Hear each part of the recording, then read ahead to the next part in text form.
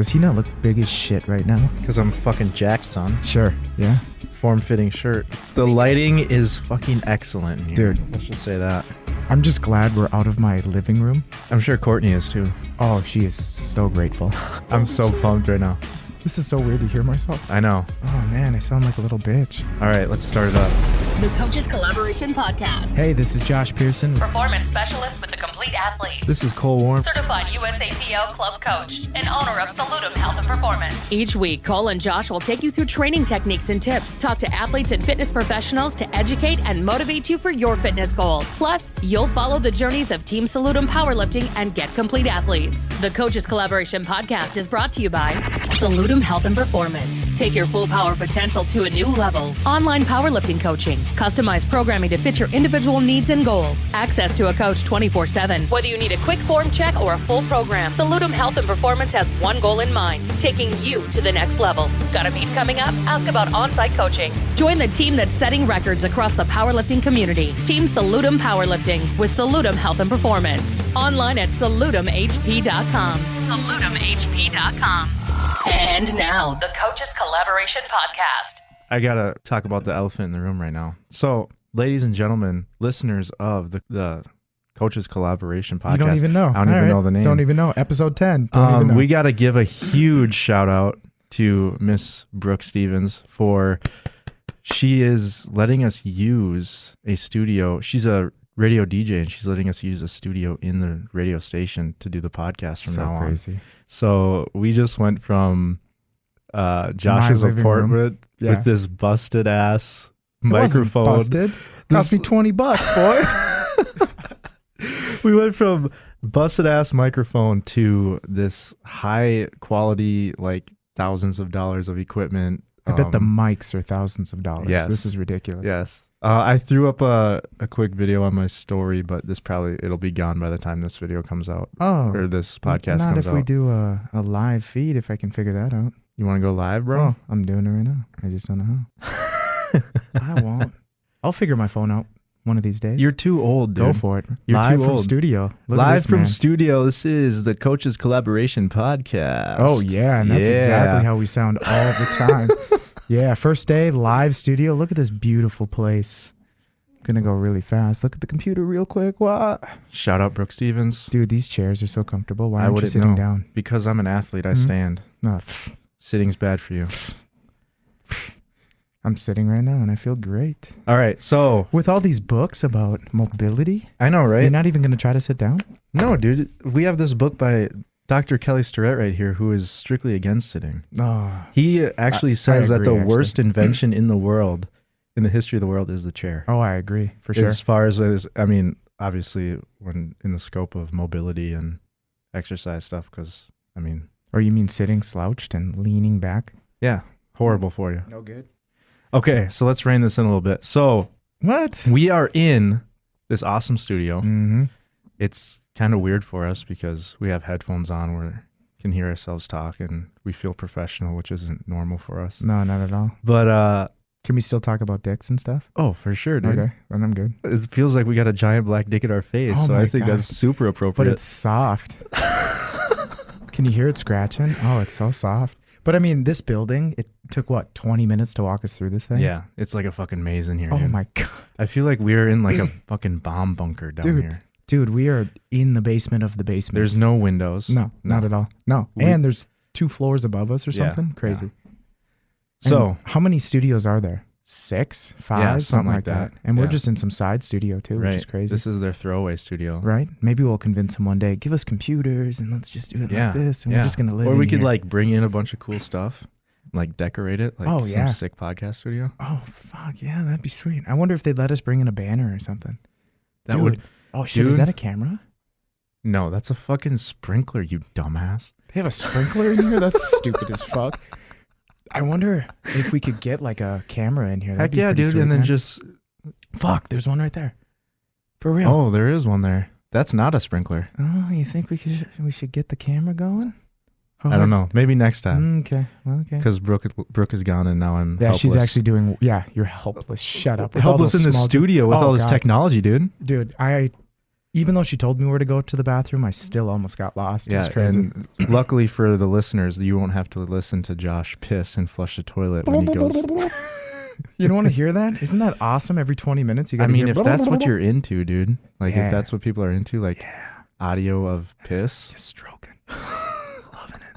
But yeah, I mean, this studio is badass. Just the fact that there's these lights underneath us and the lights that we have, it's so trippy because it almost feels like we're high when we're swinging our hands around. So Not that we would know what that's like. So I want to hear some feedback from you guys. I want to hear, like, if there is a noticeable change in audio and, like, if the quality has gone up. Yeah, Cole sounds like an adult now. Right? Isn't That's that what weird? it is. Sounds like an adult. Oh, Cole? Yeah, I thought he was always a child. Dude, That's you're right. 4'10". You know what? Enough with these ginger jokes. What do you weigh? Like $160? $171. Oh, Ugh. jeez, dude. Thanksgiving I remember when I was was good in to me. 7th grade. Oh, Jesus. 7th grade? Yeah. You weren't Yeah. 170 pounds just coming out of the womb? Come on, boy. Nah, sorry. He's a gorilla, folks. A gorilla. Oh, and by the way, the lighting in the studio is excellent, so I look jacked AF right now. But no, what's cool is we got a third mic, so we got to really think about bringing Guests. other people in for Yeah. sure. Because, I mean, there's plenty of people smarter than us. Yeah. I mean, I'd love to get Joel.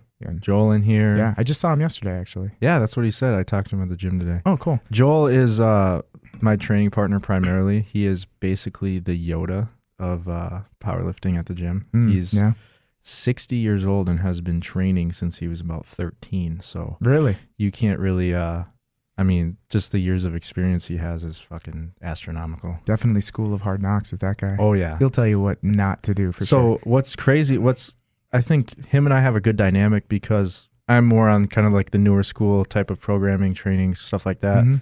And he kind of balances me out with that, like you said, The old school the style. old school, Yeah. hardcore. Just get that shit done kind Exactly, of school. Yeah, yeah. exactly. So You're a little sore, just keep working. yeah. Yeah. So we had Salutum Health and Performance had a Mhm. meet this weekend. Yeah, yeah. We had 2 lifters out in Minneapolis. One of which brought us here. Yeah, which one is of great. which is Brooke, who gave us a sick setup. For sure. Highlight her first. Yeah, so this meet was a deadlift only meet. So obviously you only do deadlift, which is weird. That's the first one that I've ever coached. Yeah, Deadlift I've heard of a only. lot of bench only, but never really deadlift only. Yep, so they do bench only meets and deadlift only meets. Mhm. Never squat only because no one wants to squat, right? That's hard. I do. Right, so do I. I'd do a squat only meet. For sure. Especially But- if you had a bunch of people screaming at you. Right. I assume it's not quiet. No. Yeah. Especially for deadlifts, dude. People get hyped Oh, fuck yeah. AF for deadlifts. AF, what a little bitch. Dude, chill, bro. You're bigger. Just say it. Fuck. Say it with me. Say it with me. No, dude. Fuck. I got you to say it the other day. I was really proud of you. Yeah, man. Yeah. I was really proud. Anyway, keep talking. Okay, thanks. So this was Brooke's 3rd meet. She's done 2 full power meets, which a full power meet means that you do squat, bench, and deadlift. Before this was her first, like deadlift or bench only meet, which kind of turned out perfect because she's been dealing with some issues she actually partially tore her meniscus a couple months ago. So she hasn't been able to squat, but we saw this deadlift only meet come up and it was like, well, we can still deadlift. So at least she has something to train for. And be competitive, which is number one. Right. Get comfortable. Yep. And it also, it allowed her to kind of change her focus from like, crap, I'm injured to, hey, let's train for this deadlift only meet. It was just good for morale and stuff like that. So anyways, her previous meet personal record was 242 pounds, point something. I can't forget the exact conversion. But 110 kilo. Yeah, I believe so. 243, something like that. Something like that. And we actually opened with 237. Yeah, that's cool. So I think I also saw 240 on the bar in her Instagram. yeah, so last week she actually pulled 265 in the gym. Damn. So that right there was a huge PR for her. Mhm. And then we just kind of wanted to carry that momentum into the meet. She actually ended up pulling 270.1 on her last attempt. That's awesome. So what is that at 8? I can't math. 120 something. 120 Well, something yeah, kilo? but she just a huge PR for her. I see meet what you're PR. saying. Yeah. And it was just fun. She's just so fun to be around and her in that environment. So you think so For people who don't know Brooke. Don't you put words in my mouth. I know what you're about to say. No. I never said it. For people who don't know Brooke, she talks about a fucking mile a minute. Mm-hmm. She is super high energy. So if you can imagine that times being in a competitive environment, For sure. times a ton of pre-workout, times getting hyped up to deadlift. So an exponential. Plus however many week build up, and she's been thinking yeah, about it yeah, forever. yeah. and So she is, I mean, she is just going nuts, but in a good way. You know, she's fun to be around. So she went out and crushed it. Huge PR, had a lot of fun. And then we had John Batterberry, his first ever meet. Oh, period. Oh, Period. Okay. Yeah. So he started training with me 6 months ago, I think. Okay. He was training with Joel for a while, right? Or was he just kind of around him? He was kind of freelancing. Yeah, okay. And he actually did, before he started talking to me, almost just spilled my purple monster. Well, you know what? All we'd have to do is go up, 20 feet, and we can go into that mess hall. Yeah, dude. Basically, it's a barracks almost. There's just shit everywhere you can buy. I'm sure they have energy drinks in there. Probably. So when I first met John, he was like doing a cut for like, he was going to do like a photo shoot or something. He was originally going to do a show. Oh, that's right. He trained with Kevin. Yeah. And then he decided he didn't want to do a show. He just wanted to see how lean he could get. Because he's done power or bodybuilding shows in the past. Okay. Yep. And so during that, like during his prep for this photo shoot or whatever he was going to do, I can't really remember, but I got to know him pretty good because I was still working the front desk. Yeah. And I would work nights, and he's a cop, so he'd come in after a shift and we'd bullshit or whatever. And I worked my way into his brain to tell him that bodybuilding sucks and he should come over and lift some heavy ass weight. So yeah, did you hear that, Kevin? Did you hear that? So after he got done with his cut, he hit me up and we started training. And I mean, for one, because he was coming off a cut, so his strength levels were like pretty low comparatively. And then he got into calorie surplus and doing some actually good programming. Yeah. His strength just fucking blew up, man. Did he, so to cut you off, did you ever talk to him, or did he ever have concerns about gaining weight? No. No, so he didn't care that he didn't really, back. no. And I mean, that was kind of understood anyway because he was at the end of a cut. So like, assumingly you're going to gain weight back because you can't really maintain that body weight for very long. But so yeah, he's got, I mean, he's made leaps and bounds. His technique has fucking just gotten way better. He loves it. He has a good time lifting. He loves heavy over a lot of reps. Oh, that's awesome. And I think mostly it's just a big change up for him. He's never done it before. So that was big. And he went out. His previous PR is a gym PR because he's never done a meet before. Is 455. So he hit that, I want to say a couple months ago, and then he got this really weird like stomach flu. It put him, I mean, he couldn't lift for like 3 weeks or so. Really? How was work as a cop with I know. stomach flu? Yeah. And he's had some lower back stuff too. Some lower back, I don't know, I wouldn't really necessarily call it an injury, but some back pain that comes on every once in a while. Sitting in his car, man. Sitting. Hey. He needs to get that purple cushion. Yeah. Or he needs a standing car, dude. A standing dude, car. We should it's do called that. A bicycle. The bicycle has a seat though, dude. Yeah, but you stand up sometimes, don't you? Sometimes. Scooter. A police scooter. Yes, dude. That would be amazing. John would look good on one of them. Jesus. He's what, about 240 pounds? No. Dude, what do you think he's... What? Dude. So when we started training, he was down to like 205. Oh, okay. And then he weighed in at the meet at 227-ish. Oh, okay. Yeah. It's like 100. So he's 230 and I said 240 and I'm the asshole? Yeah, Come dude. on. Jesus. Yeah. It was a close guess. So like I said, his previous gym best was 455 like a couple months ago. Went through this big stomach flu, had to take a couple months off. Completely? Like nothing? Like he would come in and do some stuff, but like he was pretty much sidelined for the most part. Then like probably a month ago, he started getting back in the swing of everything, feeling better. And I think for him too, like he was kind of like nervous because one, it's his first meet, and then he had this go on where he couldn't lift for a while. Right. So kind of mentally it was messing with him a little bit. And but came out. He hit 455 again the week before the meet. Oh, cool. So he was ready. So he was ready. And it honestly, I mean, it looked decent, but it didn't look, it was like pretty much an RP 10. Oh, a grinder. Right. Yeah, A grinder. So right then I'm like, well, I think at least we'll have that. So if we can match his PR in his first meet, his gym PR, like that's huge. Oh, yeah. So we went in, I don't remember his openers. I don't have that notebook with me, but he opened at 407. Then I think we went 430 something, and it fucking flew. Yeah. And then Sweet. We went 210 kilograms, which is 463 Okay. on his third attempt, and he crushed it. Nice. Like it was a good call. I think he may, like, if I would have put 2.5 kilos more on, he maybe would have got it, but it would have been a grinder for sure. Yeah. But this way, I mean, it was like a solid, like RP 10, I would say. Yeah. And it didn't crush him. Because, like, we're going to start training again tomorrow just because it was only a deadlift meet. So he didn't suffer. Yeah, his like, nervous both system those two should be didn't fine. suffer that much. Are you going to pull back on his deadlift for the week or? Yeah, we'll probably honestly, this will be what I like to call like a pivot, like, phase. So like for the whole next 4 weeks will be kind of lower intensity and lower volume, and it'll gradually pick up the volume as the phase goes on. Just deadlift or everything?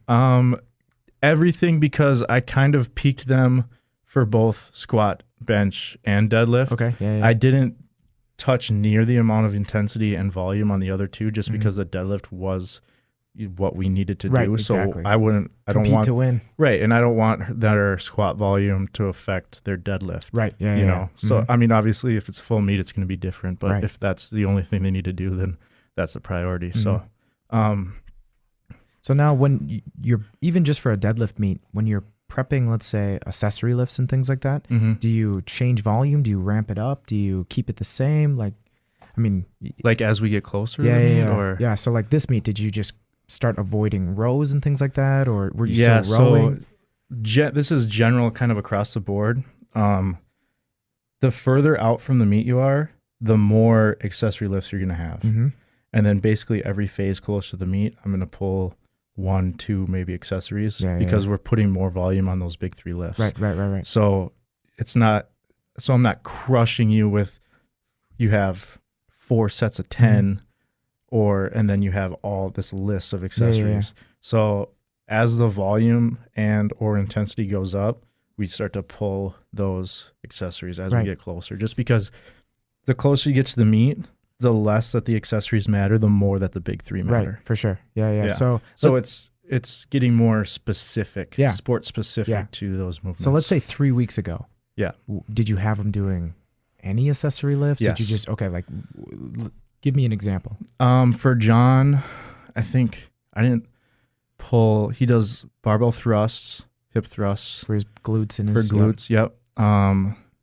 I mean, we did rows probably up until 2 weeks. Rows, like barbell rows. Okay. Yep. Those ones are the ones that I'll kind of keep the longest. The kind of the barbell accessories, because again, those are going to help you with strength more than the especially other stuff. right around that knee joint and yeah. So I don't cut accessories completely until 2 weeks before. Okay.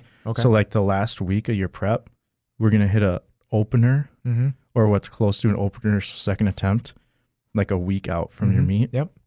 Depending on the athlete and how their recoverability is. Yeah. So that week that we do that, very little, if any, accessories. So then, and that makes sense. I mean, especially with barbell rows, you're still lower back, hamstrings, glutes, right. Your upper back. Give them a break. Right. So let's say 3 weeks out when you were still doing rows, are you of the belief that they should do lighter intensity, higher volume? Are you doing so I'll give you an example. Yep. Would you prefer they do 4 sets of 8, 10, 12, or like 3 sets of 5, 4 sets of 5? We're gonna heavy. What are you doing for the accessories? What I usually do and have been doing recently is they follow the course of the big 3, so they'll get heavier with less volume closer to the meet. Yeah. So you just ramp up all intensity. Right. Okay. I would go 3 sets of 5 versus the 4 sets of 12. Is there ever a time for your accessory lifts you do, you know, a 5 rep max or anything like that? Not really. Just because I don't really see the point of them knowing what a 5 rep max is with the barbell for sure thrust. You know, right? It's just not very. It doesn't really matter. You know, and like obviously over time you want to see those weights increase. So, and I mean, anyone who trains, I feel like if progression is what they want, they're gonna do that automatically. Right. You know, they're not going to just stick with the same accessory lifts if it gets super easy. I have this client. His name's Ben Hartill. He lives in Mankato, and he lives in this like small gym that doesn't like the dumbbells only go up to like 80 pounds. And I have him doing like dumbbell bench, like it's like 3 sets of 10 at an RP 8 or something. Yeah. And he's like, this kid's strong as fuck. So he. And I don't recommend this, but he posted this on his Instagram, and I thought it was hilarious. So 80s are too light for him. Right. And so he had his buddy stack like 20s on top of the 80-pound dumbbells. Yeah. So he did his trying to balance flat that bench. shit. He did his flat bench, stacked 20s on top of his 80s. So would you recommend that? No. Is that recommended by Cole? No. Maybe just...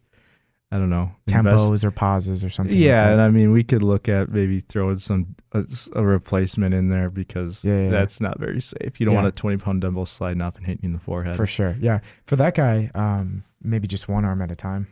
Yeah. You know, give him a little more instability too. Right. Then 80 is pretty tough. Yeah. You know, yeah. Stacking 20s on 80s. Hey, dude. Meathead. Yeah, right. So in part of so kind of going back, episodes 9 and 10, well, 8 and 9. Yeah. Without you, right? We did it without you. It was just me wanting to just kind of rant a little bit. And I talked about progression and how important it is. So it's huge, man. I mean, that's what we're doing this for. For sure. Yeah. I was talking about kind of how some gyms, you know, they don't have the right equipment for you to progress, and you got to think of different things you can do. Yeah, you got to get creative. Also, you can't. So again, when I train athletes, it's weightlifters, it's general athletes, it can be weight loss athletes, whatever. And a lot of my athletes that are in the weight loss category, they forget that aspect. They forget that you need to continue to get stronger, otherwise you'll get back. I feel like, and correct me if I'm wrong here because I don't deal with that demographic very often, but it's almost like they come in and do the work. Like they see it as like, this is just a workout. Yeah, they see it see it as like a chunk, right? Yeah. They don't look at like the individual movements necessarily. Right.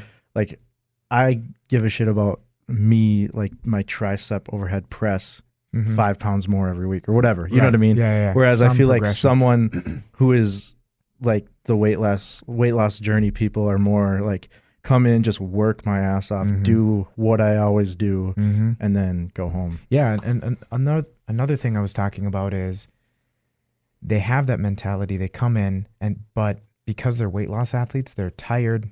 They don't have enough calories coming in necessarily, or they're really trying to starve themselves or something like that, and then they can't progress their exercise. So then they try to tack on more activity. You know, it's the classic marathon runner. You just keep running further and further and further. But you become more efficient, and I was talking more about that. What would you say? So I know you're not working with these athletes, but weight loss athlete, they come in, you know, their coach is telling them. So let's say CrossFit, because you love CrossFit. I love picking on CrossFit. So let's say you go into a CrossFit class. The coach says, "Hey, for the next 20 minutes, you're going to do this, that, and the other thing." So 2 ways I want to go. How would you recommend to the athlete that hasn't seen some of those exercises in a month, because that's kind of how CrossFit ends up being. Yeah. It might be a month before you see a clean or a deadlift again. Yep.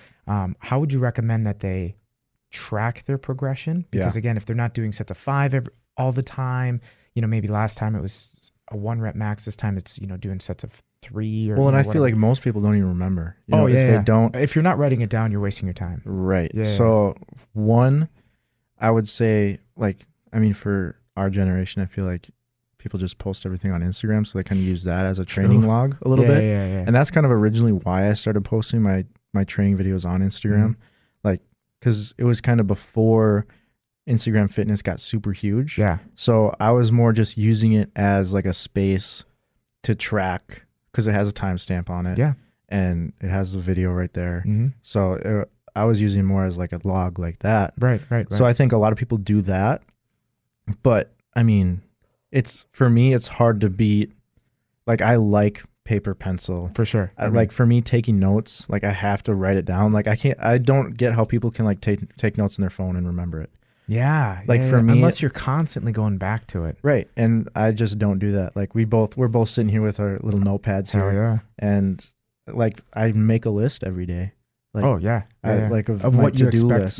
Yeah. So with that, do you feel that would help a lot of athletes that are trying to weight loss? Is maybe in the morning they just write down, here's 5 things I want to work on today or this week or something like that? Or? They could. So you can.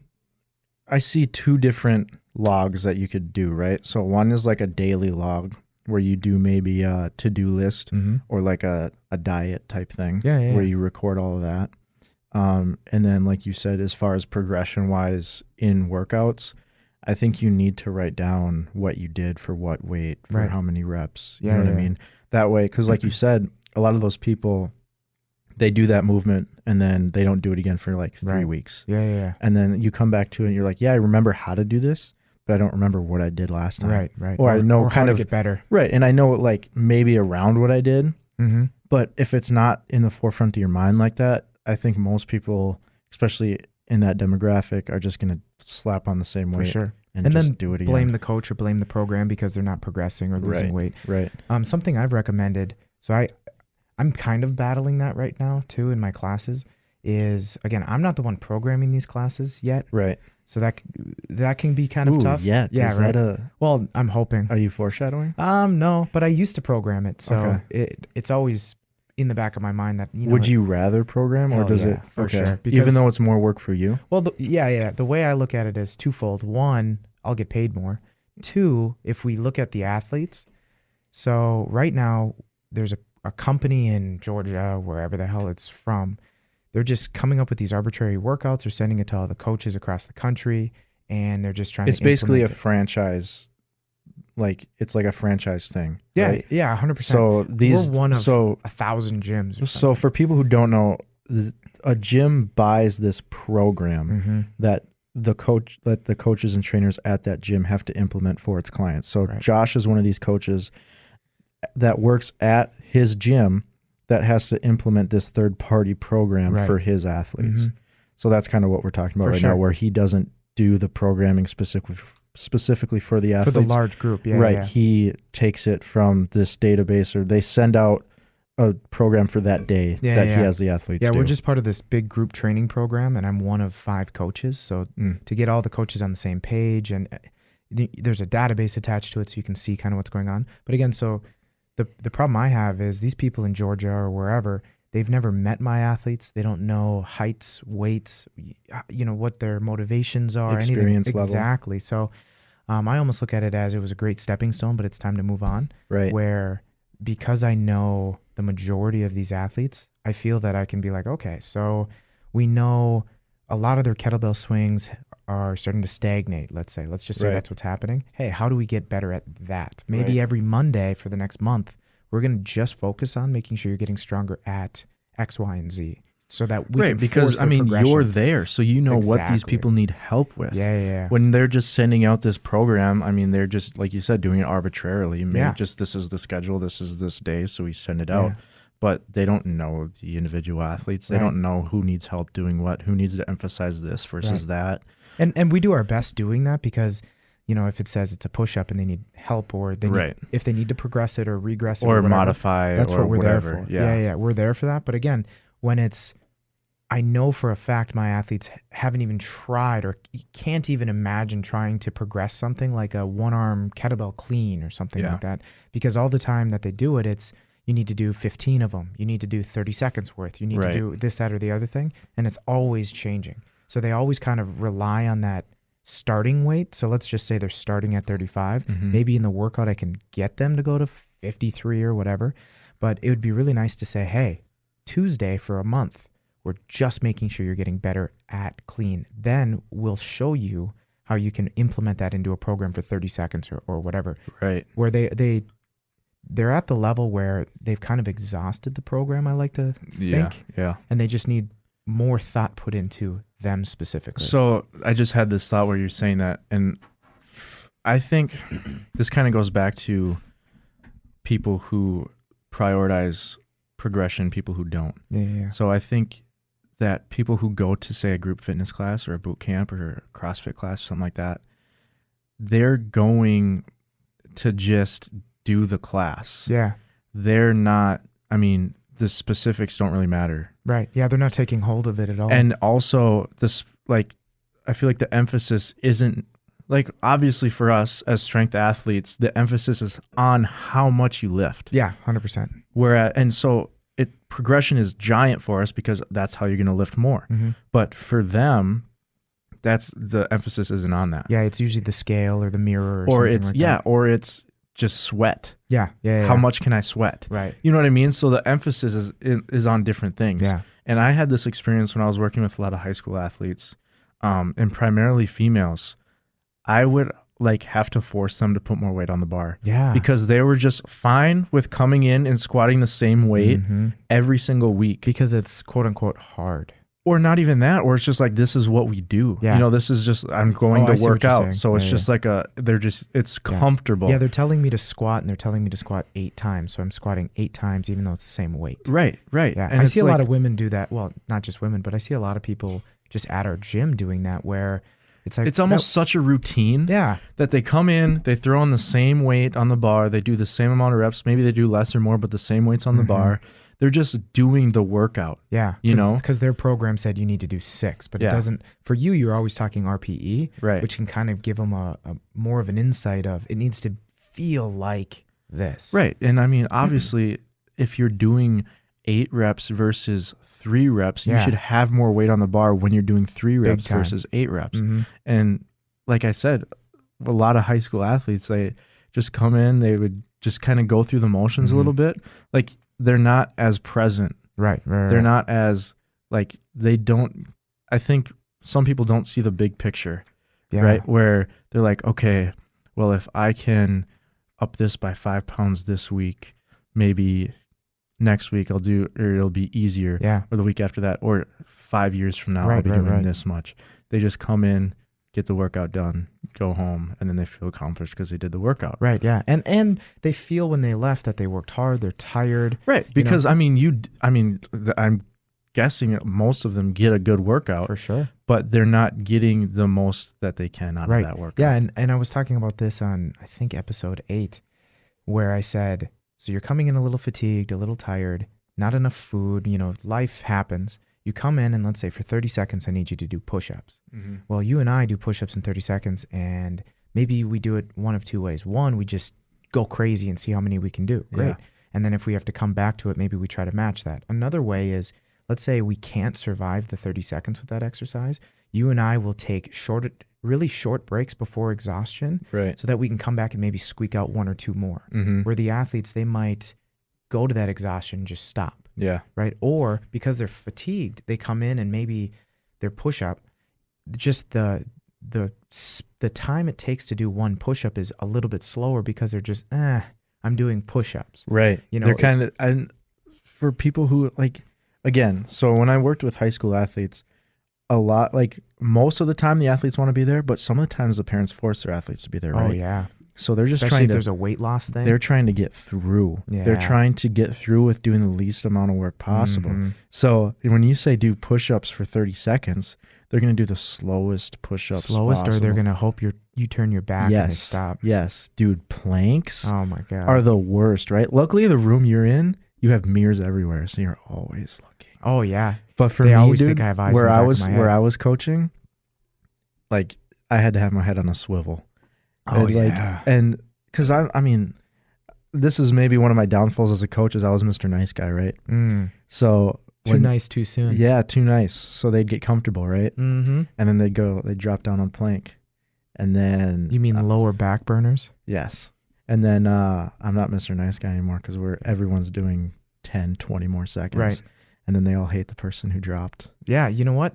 That sometimes in a group, especially with the kids, You got to hold them can accountable, man. play them against each other a Yeah, little bit, yes. but it makes them stronger in the end. Yes, dude. Initially, they hate that kid Mhm. making me do 20 more seconds, but then they realize, oh, every once in a while I need to be that kid Yeah. that is causing the 10-second extra or something. Yeah. So Yeah. what would you say to some of my athletes that they come in and they just try to bang their head against the wall as hard as they can, but they're not thinking, am I actually doing more or better? Because, I mean, let's talk push-ups again or even plank. With push-ups, there's a way to work your chest with a push-up, Mhm. and then there's a way to work everything else that shouldn't be worked. Right. Your neck, right? Oh, my biceps head hurt. bop. Why do your biceps The hurt? head Oh, boppers. yeah. Right? They're trying to like kiss the floor, Yeah. right? And they're moving 2 inches at a time or Yep. something. But what would you say to those that they're just maybe not aware or... So I think for those people, you have to ask them why they're there. Yeah. So let's just assume they're all there to lose weight. Okay. So maybe they're not making the connection that doing this is going to help them towards their goals. Mm-hmm. Maybe there's a little disconnect there. Maybe they know they need to come in and work, Mm-hmm. but they're not looking at the specifics of the workout. So maybe you need to just say, hey, if you do this and do it right and do it to the best of your ability, you are eventually going to either gain muscle, which is going to help you lose fat. Mm-hmm. You got to, paint the big picture for them a little bit Right. so that they can kind of understand that there's a method to what they're doing. Right. It's not just coming in and working really hard and Yeah. going home. And There's an overarching principle to all of this. For sure. And that's something that we've been talking about a lot. So our classes, they're typically only 45 to 50 minutes. So I'll have that extra 5 minutes before and I'll say, this is what we're trying to do today. Yeah. Here's how you should think about Which it. is huge Yeah. because if you just go in there mindlessly, it's easier to get off track. But if you let them know, hey, this is today's goals, this is what we're working towards, this is what I want you to get out of this is what I want you to think about. Yeah. That could definitely help just the athlete's mindset throughout the workout. And there's some days where, so the company that provides us this program gives us zero information. This is just me extrapolating it, just assuming this is what they're getting at. Yeah. Or Pulling from your experience, experience, and yeah, for plugging sure. into, Mhm. A lot of times I almost feel it's just lazy programming. Yeah. But every once in a while they get lazy at a good time where it's like a deload. Right. And I'll say, hey, for the next 3 classes, we're purposefully going slow and purposefully doing less work so that you guys can recover. I'm technically lying to them because that's not what this program is really meant to do. It's just some dumbass programmed it. Which is why, again, another reason I want to program it is, so there's 4 other coaches, so 5 including me. And then we have 3 locations, which the third will be getting these classes too. Okay. All the coaches have their own background.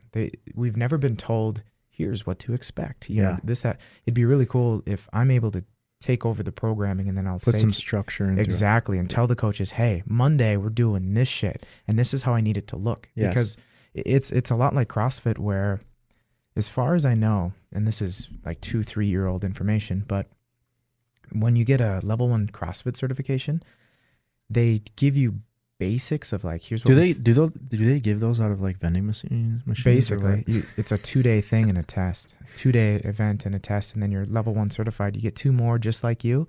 You can open a gym. Hell yeah. You pay $5,000 a year in franchise fees. You're a CrossFit gym. Anyway, the problem is they do have somewhat of movement standards, especially if you become a judge or something like that. They say this is what a squat is. This is what anyway. Right, because if you're counting reps, you have to know what it looks like. Exactly. And the problem is here's what it needs to look like is not the same as here's how we need you to teach it. Yes. Right? So right.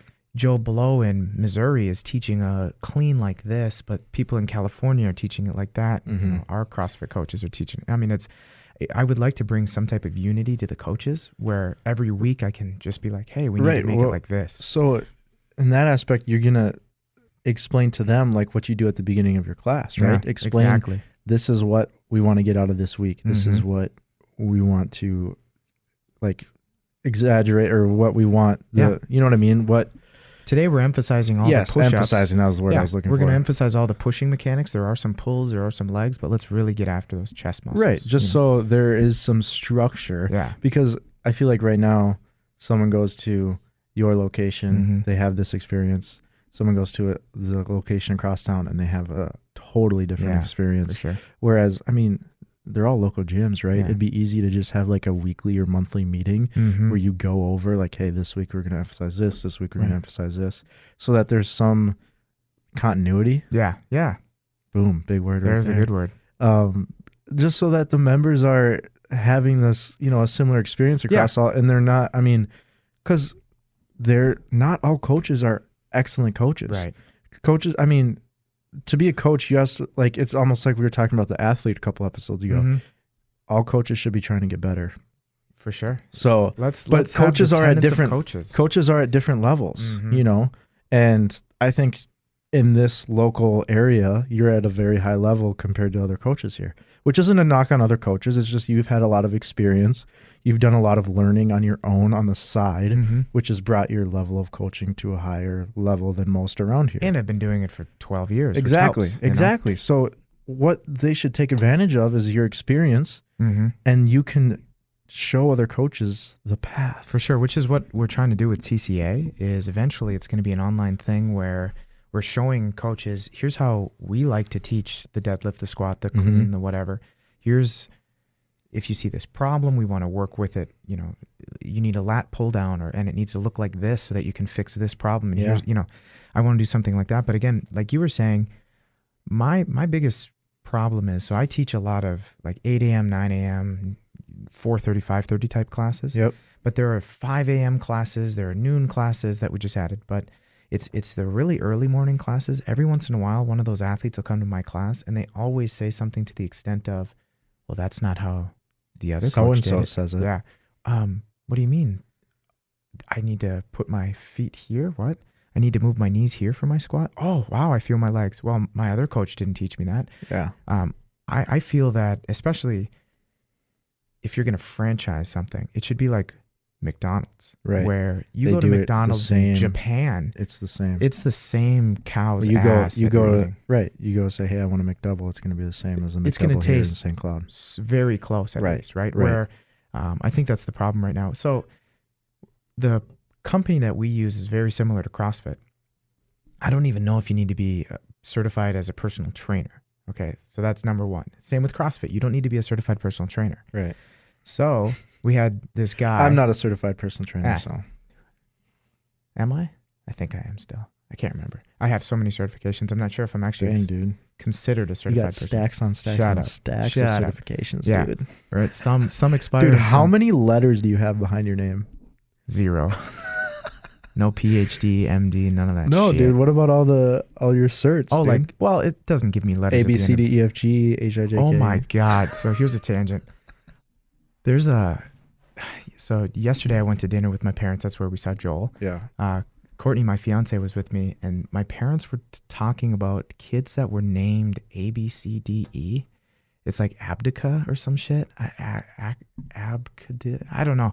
But like that's what parents are naming their kids now, is A, B, C, D, E. Yeah, look that fucking shit up. People just get bored? Dude, I don't know. I have no idea. But A, B, C, D, E? Really? Oh my God. And if your last name is Frank, A, B, C, D, E, F. Come on. But anyway, no, none of my certifications qualify me, or at least I don't feel qualified to put letters at the end of my name because, Yeah, but I'm saying, like, as a personal trainer, they say Josh Pearson, and then they give because they all come in like abbreviations of the letter. You know what I mean? That's what I'm talking about. I think the gym just upgraded me to a Damn. master trainer. Or What? some shit. Fuck. Dude, do you get like Stupid. a freaking sword that says master trainer? Wouldn't that be on sweet? it? Or like a sash or some Yes, shit that I dude. walk around A sash? What? A sash? I said a sword, and you came back with a sash. Kung dude. Fu bitch? What are you talking about? Like a belt? I'd rather wear a belt There than a you go. sword. You know what I'm saying? You could have a belt. That'd be What if you sweet. were just training with a sword strapped to your back? Like a double-handed greatsword. Be sick, dude. You've been playing too many video games. Great swords are way too fucking slow. You got to get that short sword or that scimitar. Dude, you bitch. can't even lift a greatsword because you're so tiny. Yeah, but I got strong hands. I got those strong hands. But anyway, going back to this franchise, so you don't need to be certified in personal training. Some guy, and that's how I'll say it, some guy showed up one day and said, here's kind of what we're all about. Spent 8 hours with this guy. He really didn't teach us anything. He never said this is what a squat is, this is what a push-up is, nothing. It was just a bunch of like fluffy shit. Yeah. All of a sudden, he's gone and we're certified. All right, go teach class. What? Yeah. I mean, if you're looking at it from a business sense, right?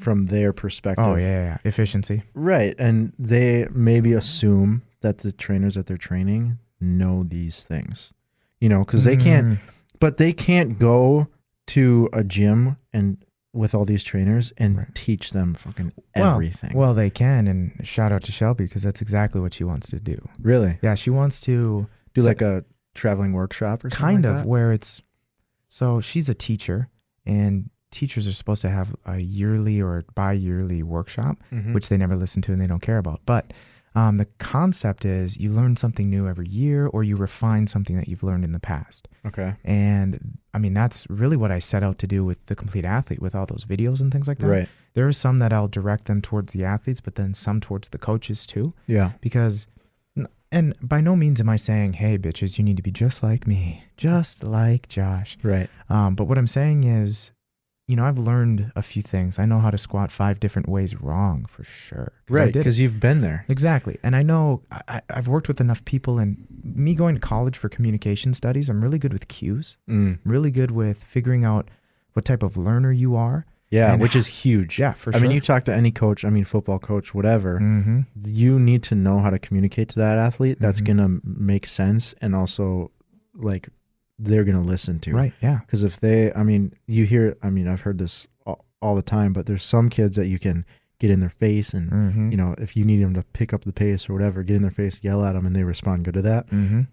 Other people may just shut down. Yeah, other people you need to get on that pace with them. Right. And I like you said, that just comes with experience. And plus you study communications, so you kind of, you've learned more in that area, but it just, you can't beat experience of coaching, dude. Oh, for sure. Getting people in front of you is huge. Sure. And I've always liked to teach people, again, which is why I like to have this podcast and things like that. You and I get to teach each other stuff all the time. I've learned a ton from this. Right.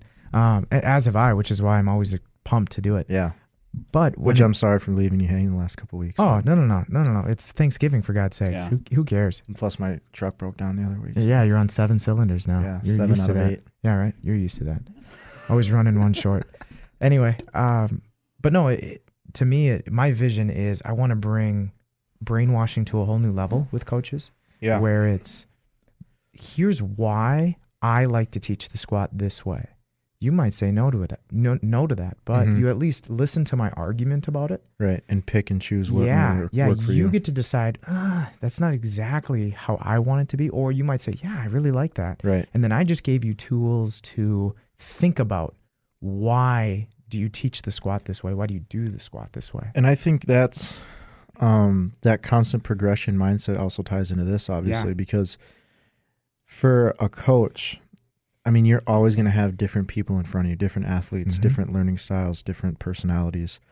And as a coach, you need to keep learning from different people, different coaches who also bring different personalities, different learning styles, different mentalities that you can pull from, right? So right. I watch YouTube videos all the time of other coaches. Just other people. I like watching other coaches coach athletes. That's what I learn a lot from, because they give them cues. Oh, yeah. And I listen to those cues and I see how that athlete may pick it up or not pick it up. And that adds to my repertoire. So and you need to do that. Right. You need to keep watching people coach, I think, as a coach is helpful. Yes, 100%. Right. Or having a coach you just for fun. Yeah, man. Like the other day, I had you come in and watch me squat. Oh, yeah. Yeah, like that and that. Because as a coach, that doesn't happen to me. Right. So it was cool to be the athlete. Looked at me like I was just an asshole. Who's this tiny little redhead? Yeah, he's an employee here, but is he front desk? Who is this guy? Does he even lift? What an asshole. Just walks up to him and he's like, bitch, you want to see how to do it? Showing our coach what to do. But dude, what the fuck? everyone needs a second pair of eyes. Sure. And that's why, like, for my prep for my last meet, I hired a coach. Oh, yeah. Coaches need coaches, and that doesn't mean that coach is not a good coach. By no means. Yeah. And I think that's what a lot of people, it's kind of what a lot of people think sometimes is like, if he's a coach, why does he need a coach? He should know everything, right? Yeah, and I usually combat that with every teacher had a teacher at one point. Yes. You know what I'm saying? Yeah, and anyone who can bring in a different perspective, like, I'm a coach, but I'm also a lifter. Mm-hmm. I want to get better as a lifter. Yeah. I need a coach, you know? True. Yeah, you need someone who has information you don't have. It might not be better, but just different. Right. Because again, they might be seeing something that you're not seeing or you're not feeling. So you have that different perspective coming in and showing you. Or it might solidify what you believe to be true too. Because they'll say, well, it's like this, but then you explain it your way, and then you come to some agreement about the both in both ways. Yeah. That can be really powerful. Yeah. I do that a little bit with some of my coworkers where they'll come in and maybe they're deadlifting, cleans, whatever. Maybe we're just talking programming, and I'll just ask them a question and just see how they answer. And then I'll say, I would have answered that question like this. Well, I think you even did that to me when we first started chatting. Did I? Yeah, like. What an asshole. I know, right? He was kind of like testing me out to see if I know my shit or not. Just testing the waters. No, but I think there's that, you know, that staff like test, that like training test or whatever you did where it was like bench press body weight for as many reps as possible, front squat for as many reps as possible. The Stay Fit Games. Yeah. 5 days. So it was right me, who can do the most right before weight. That. Like we were sitting down at the desk, and that was like the first time I'd ever like really chatted with you. Yeah. And we were just talking like programming, and you were asking me stuff, and I'm like, he definitely. And then I'd answer it, and you'd be like, yeah, da da da da da, like go off, and I'm like, okay, so he definitely knew the answer to that question. Just wanted to see what you'd say, asshole. Hey, but what's really cool about that is sometimes. But again, yeah, like if I would have answered it in a different way, then you're like, okay, right. different way of thinking about it. Right. And to me, so especially if it's something that I feel I quote unquote know the answer to, you might say the exact same, you might get to the answer in the same way, but you different might train of explain thought, it a completely different way, a different roundabout way. And it's like, holy shit. Yeah, okay, I get where you're coming from. And what's nice about that is that'll help me in other situations where maybe I explain it one way. Your way, yeah. Yeah, the way and that you usually do. No clue what the fuck I just said. And I'm like, well, Cole explained it like this. And then I'll say and something. He's a lot smarter than I am, so I might try it his way. He's at least bigger, I guess. Bigger matters, right? Yep. Right, Size ladies? matters. Size matters. But no. I mean, the more ways I can figure out how to explain it to people, because cues are that way. I mean, again, I've learned so many different cues for the same thing, and to some people it means something. And when I say use the floor, to some people that means nothing. But what's nice is it opens up a conversation, especially if it's one-on-one or in a small group, where I can say, this is what I mean when I say this. Yeah, for sure. But here's 4 different ways how I want it to look in your brain. Yeah. So when I am working with a new athlete, if like I'll watch a set, right? And if I see something that I need to correct, I won't say anything that set because we have no history, right? So me saying something isn't going to make any sense to them. So after the set, I'll have a dialogue with them. Be like, hey, you need to brace harder, right? You need to get more air in and brace harder. You need to get tighter, which is when someone just says get tight, like what does that mean? Yeah, what the hell? You need to have dialogue behind that, right? Squeeze your asshole better. Right, but you need to, because a cue is basically it's almost like a code. Yeah. It's a short way of communicating during a set, because obviously if someone's squatting, you can't sit there and tell them 4 to 5 sentences what they need to do, right? So you need to combine all of this, just communication-wise. So if someone messes up during their set and I don't have a history with them, I don't have any cues that I use with them, you need to have a dialogue and establish some of those. For sure. So if someone... It's your own language with your athlete. Absolutely. And every athlete is different. Yeah, they might even give you a word that you wouldn't have even expected. Yes, yes. So like I was saying, if someone needs to brace harder, I'll be like, hey, this is bracing. I'll explain it to them. This is what you need to do. And when I say this, that's what I mean by that. Yeah, brace. Yes. So when I say get tight, I'm telling you to do what I just explained to you. Yeah. So you're condensing this communication into this 1 or 2 words that you can communicate during the set. Right. And you're just a lot more efficient. Yeah. Because when you're in the middle of a set lifting heavy weights or doing a lot of reps, I mean, it's hard to think about a lot of those things. So that's why cues are there, right? Right. So that you can remind them, boom, quick. Yeah. To do, and then like, oh crap, I forgot I wasn't doing that. Yeah, and the more times they do it, the faster they're going to be able to respond to it. Yes. Because the last thing you want is your athlete, having an 80% bar, 90% bar on their back, and they're having to think. Right. You want that one cue where you've said it to them 10 times, and oh yeah, boom, and they Yep. can just turn it on. Yeah. When I was getting my performance, I think it was my performance certification, athletic performance. So that's what taught me plyos, medicine ball type stuff, sled type stuff, Yep. sprint mechanics, things like that. They talked about cues, and they said, 4 or less words, but every athlete you might use different words to address the same Absolutely. exact thing. And that was really powerful to me Yeah. because up until that point, I always said, how do I get my athlete to understand when I say these 2 words, Mhm. what I mean? Mhm. No. How about they give me their 2 words, Yes. and then we'll come up with a collaboration. Of Yeah. what You need to that needs have to be. that connection with them so that they know what you're saying Yeah. and you know what they're doing wrong in order for you to say that. Mm-hmm. So, and I mean, that's just kind of coaching 101, but that's what makes a good coach. Yeah, but you know what's sad is coaching 101.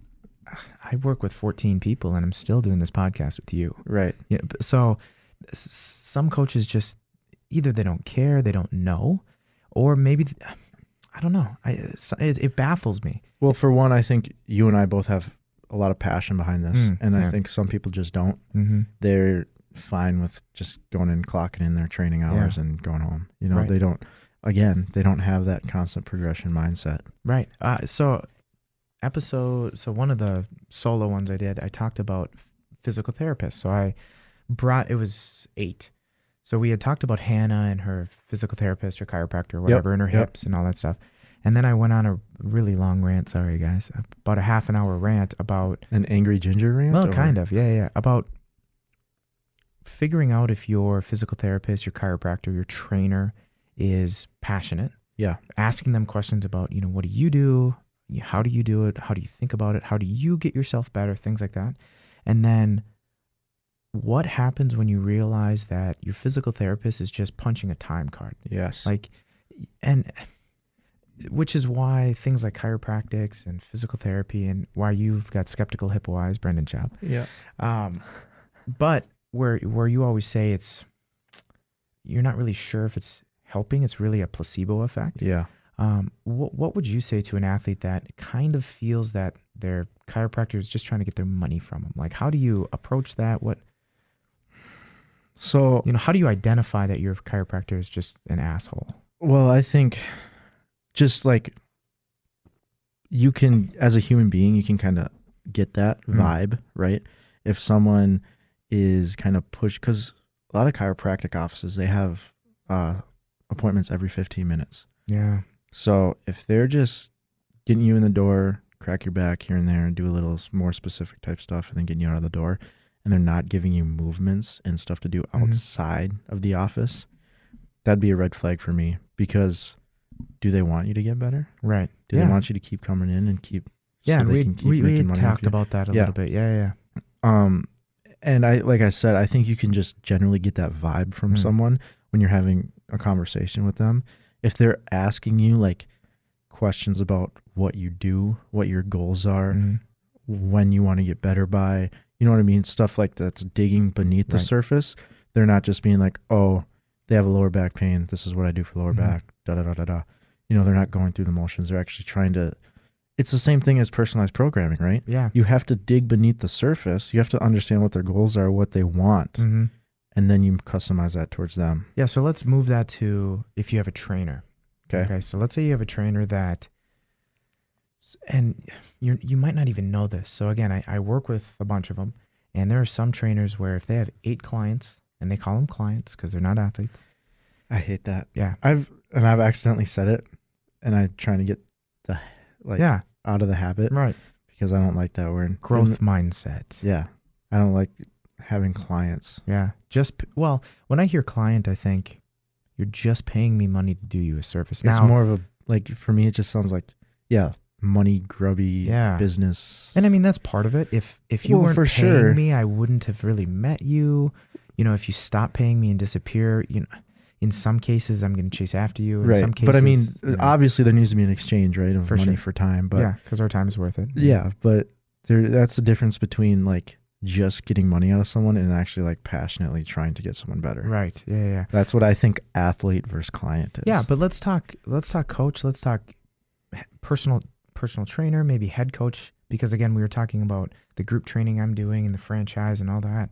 So you might not even know that your coach does the same workout with all of your their athletes, the same one in a row, because you didn't see them an hour ago and you won't see them in the next hour. Right. So how do you identify that your coach just really doesn't give a goddamn?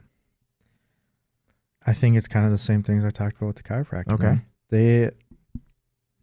For one, you'll get the vibe talking to them. I think most people will. Yeah. If they're Some of them, though, are really good, what I would say is salesmen. and where- fakers, Well, yeah, imposters. Well, they'll talk to you a lot and they'll ask you about your weekend and things like that, but not really fitness related or anything like that. Dude, personal trainers Mm, are the best small talkers ever. yeah. Because And what sucks is they small talk right in the middle of your set. yeah. You're doing a set of 8 squats and you're having a full on conversation. You're talking while squatting. Yeah.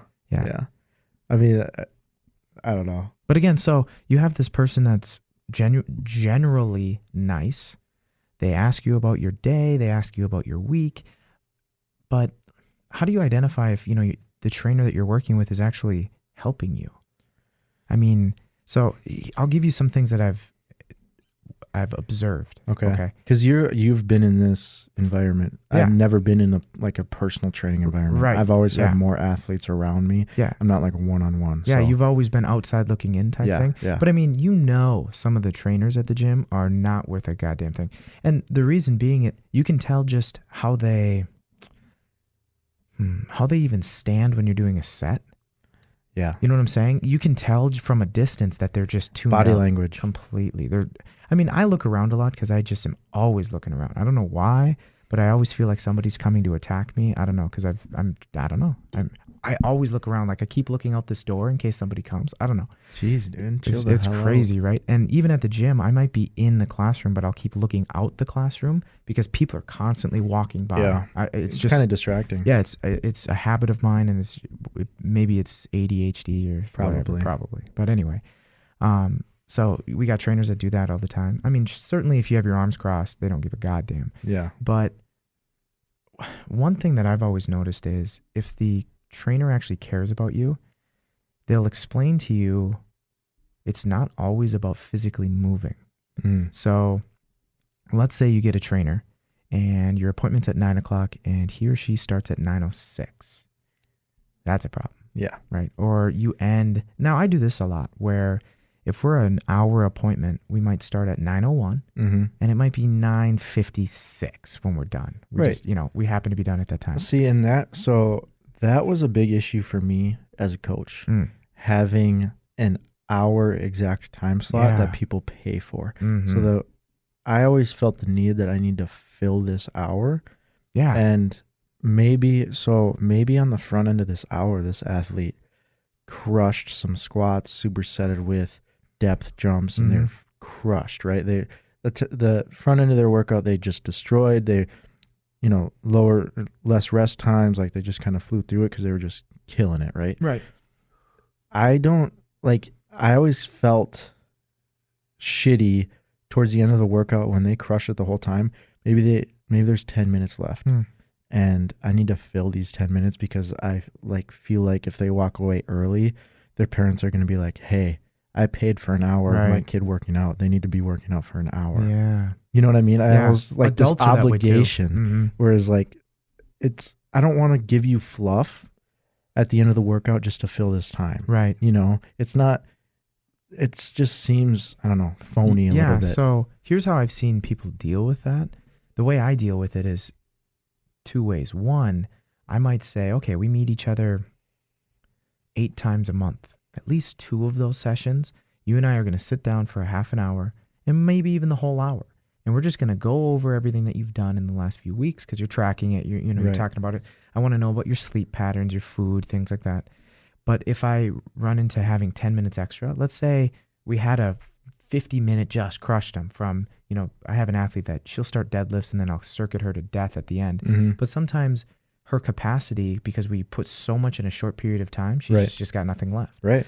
So Exactly. And I'll that's what I'm do- saying. Like at that point, even if I have them do something, they're not going to get that much out yeah, of they're it. going to get nothing. Yeah. And that's where I've done mobility and foam rolling and things like that, which is fluff, right? I mean, it helps some, but foam rolling only helps for 20 minutes. Right. You know what I'm saying? And stretching it, I mean, if you do it every day forever, and you can change your body, but man, sometimes I think that stretching is the worst thing you should do right now. You just need to chill, just, walk around a while, let yourself cool down. But what I've done is that's when I'll talk nutrition, talk about their day, talk about this, that, or the other thing, or, something like that. So I would have the question, do you have clients that are like, I just paid you for this hour of training and we just sat down and talked the whole time? Well,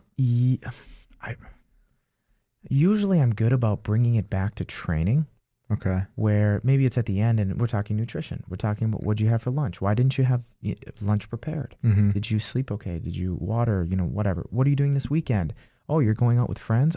How are you going to make this experience? So let's say you're going out for drinks or something like that. How are you making this experience a little better than last time so that we can still be progressing? Right. So you're losing weight. You're working on mindset and stuff during that time where, you know what I mean? That working on physical stuff might not be best in that situation. So you're filling that time in different ways that's still going to benefit them. Oh, yeah. But what I'm saying is also with other trainers. So there's trainers that do exactly what I'm talking about, where I get pretty good at 57-minute sessions. Where, you've got that shit down. Yeah, your workout's going to be maybe 45, 50, maybe it'll be 57 of those minutes. Or if you're my last one of that time slot and I don't have an appointment after you, maybe we'll go an hour and 5 minutes. But a lot of the times with weight loss, they don't need to be going 4 hours. No. You know what I'm saying? So we will fit that stuff in, but it kills me when I see other trainers and they're just not. The whole time it's just, what are you making? Oh, you're having wine and you're having this. But they're not. Not that you need to get down on your athletes and say, oh, that's bad, but you need to educate them. Yeah, where it's almost like they're not. But again, if you're the type of coach that you're doing the same workout with 8 people in the day, right? You're having the same conversation. One of the trainers I work with, he has the same conversation with everybody. Dude, that would drive me insane. But to him, I would assume it's his paycheck. Right. He feels he's doing good. Because he's still trying to help, but then he's communicating. He's, you know what I mean? It's not like awkward silence the whole time. Exactly, which is always tough. If it's awkward, that's terrible. But how much? I mean, a lot of these athletes aren't even seeing results, but they're not questioning him, which is really odd to me because he's in the position of knowledge versus them. You know what I mean? So unless they experience someone who's better, they don't know any different. Right? Yeah. You know? I mean, I almost feel like. Not saying it's the trainer's fault. I'm not. Right, because they're just doing what they know to get through, you know what I mean? Right, and technically as a personal trainer, you're only qualified at the day you get your certification to give them So the certification I got, I'll use me as an example, was an online certification. I never met with anybody, never saw anybody, never anything. It was a 756-page book, something like that. It's real close. I bet it's 756. Anyway, 23 chapters. I took 23 quizzes and a final test. It took me a couple months to do. Cost me $700. And afterward, I was certified to teach people how to use machines. That's it. Not barbell, not really dumbbell stuff. And again, it's all just pictures in a book. Very terrible explanations of what's going on. I was certified kind of in nutrition. There was sections on anatomy and physiology and all that. I mean, I had to take an anatomy test. That was one of the quizzes. So, I mean, there was a lot of theoretical information I needed to learn. But when I walked into the gym, if I hadn't had 7 years of martial arts experience, I'd have had no clue. Right. So again, and for most people who aren't like you, they'd be set with that. And they'd start. That's what I'm saying. From what they learned from that, right? Just using machines, which I see a lot at the gym. And it makes me sick.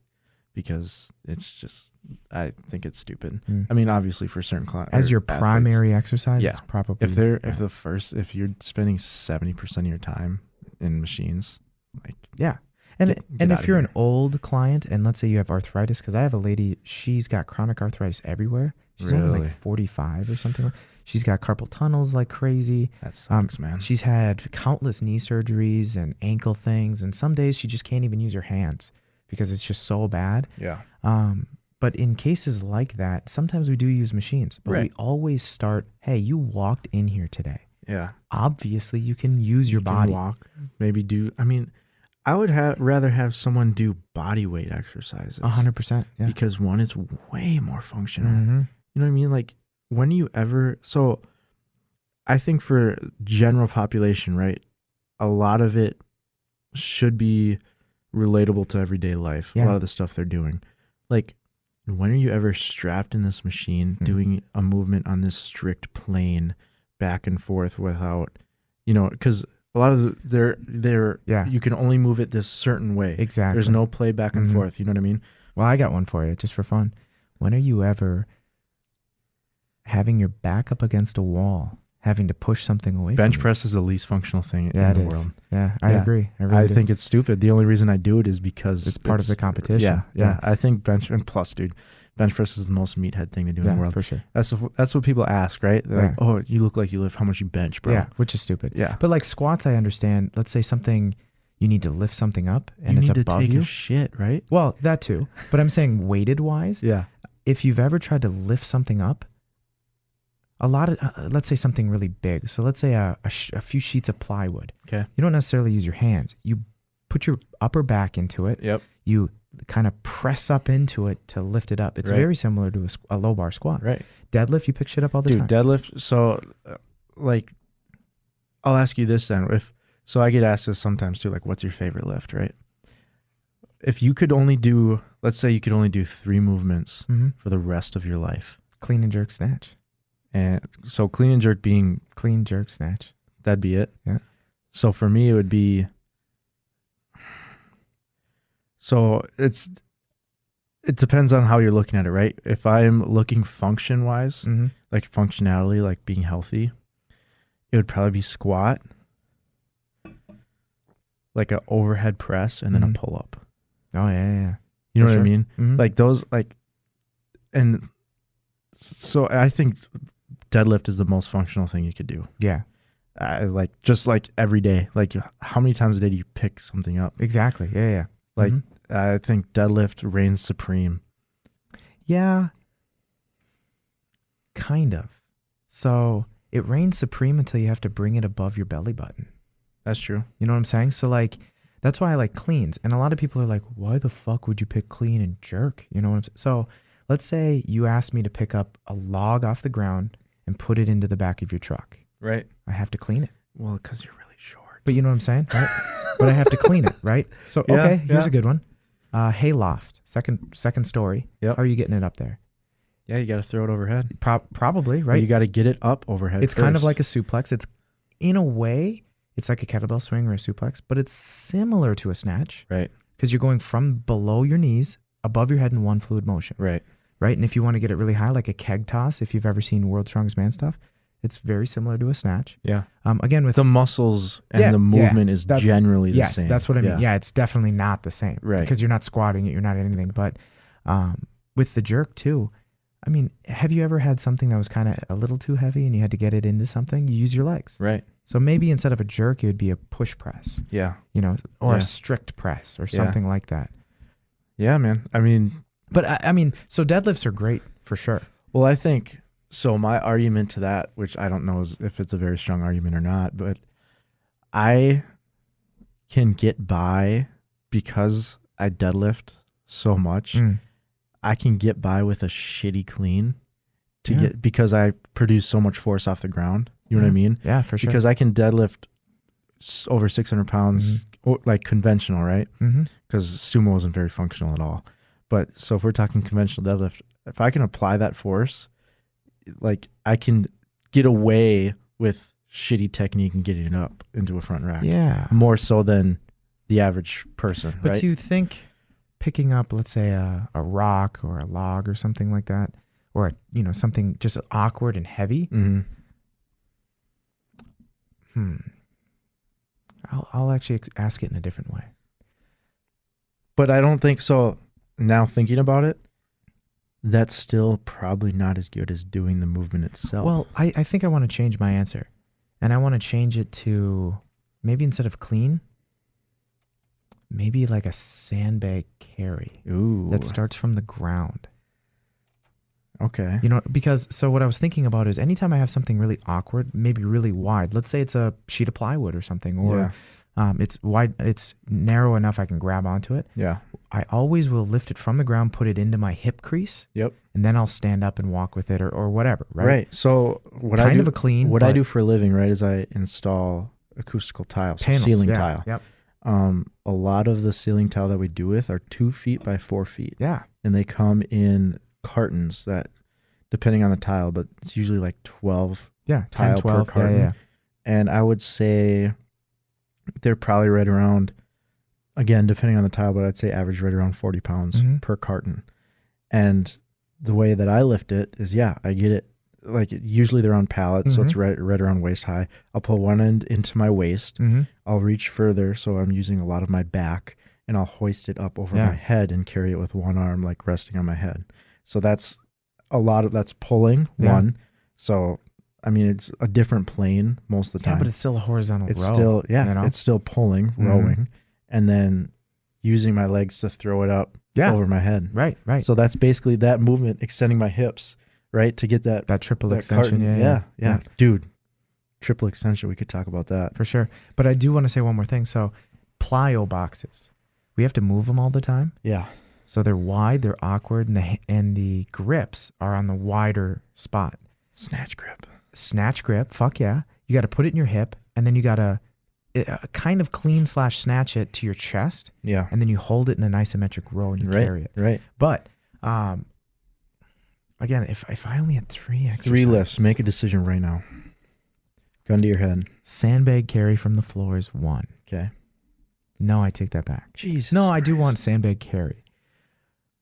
Then I want something where you're throwing it, maybe like a sledgehammer slam or something.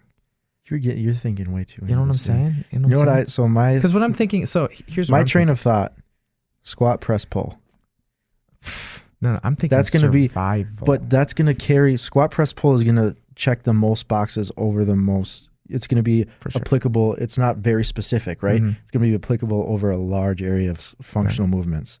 So a squat, a press, and granted, I'd probably do an overhead press because, like we were saying, when are you ever with your back against a hard surface pushing something away for you? It just doesn't happen very often. So overhead press and then a pull and just deadlift, pull up, whatever. So the reason I don't like those is, so again, I'm thinking from. Are you thinking like chopping wood and like kind of, but burning? But here's what I'm saying. Are you thinking like all of those exercises you said, your feet are perfectly flat on floor. Yeah, they're not very dynamic. So I'm trying to think of things like I could do it on a hillside. I could do it in gravel. I could do it on, tar. I could do it in grass. So, and that's we took this way deeper than I thought I was going to go, dude. That's what I'm thinking. No, shut up. So again, I want to do something where I have to pick it up and carry it. Yeah. Because that's totally functional. You do that in your life all the time. Yeah. Possibly loading something, throwing something. How about this? I only need one piece of equipment, and it's a sandbag. Okay. Because I can throw it, I can slam it, I can pick it up, I can carry it, I can squat it, I can do one piece of equipment. Barbell is great. It's not very functional It's though. When not are you as ever functional. grabbing onto a bar? That's perfectly weighted, Yeah. perfectly balanced. Yeah. With chalk and Right. So I'll change the question completely. Holy cow, dude. If you could only have one piece of equipment, it would be a sandbag. For me, dude, there's so many routes you could go. It would be my battle axe because I'm a fucking Viking. Jesus Christ. That's you. No, it was a great sword, actually. No. That's what I was talking about. Battle axe. Faster. Okay, so You take the great dude, sword. I want to stop this conversation right now. This has gone way too far. No. 1 second. Let's you take go- the great sword, I'll take a battle axe. We'll see who wins. Okay.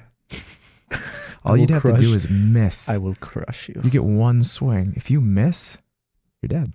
I won't miss. Dude. With that great sword, it's a slow-moving, broad, fucking 6-foot sword. Yeah. Yeah, that's Yeah. a Cut you barbarian right in shit. half. Nope. Triple extension. Jesus. Triple extension.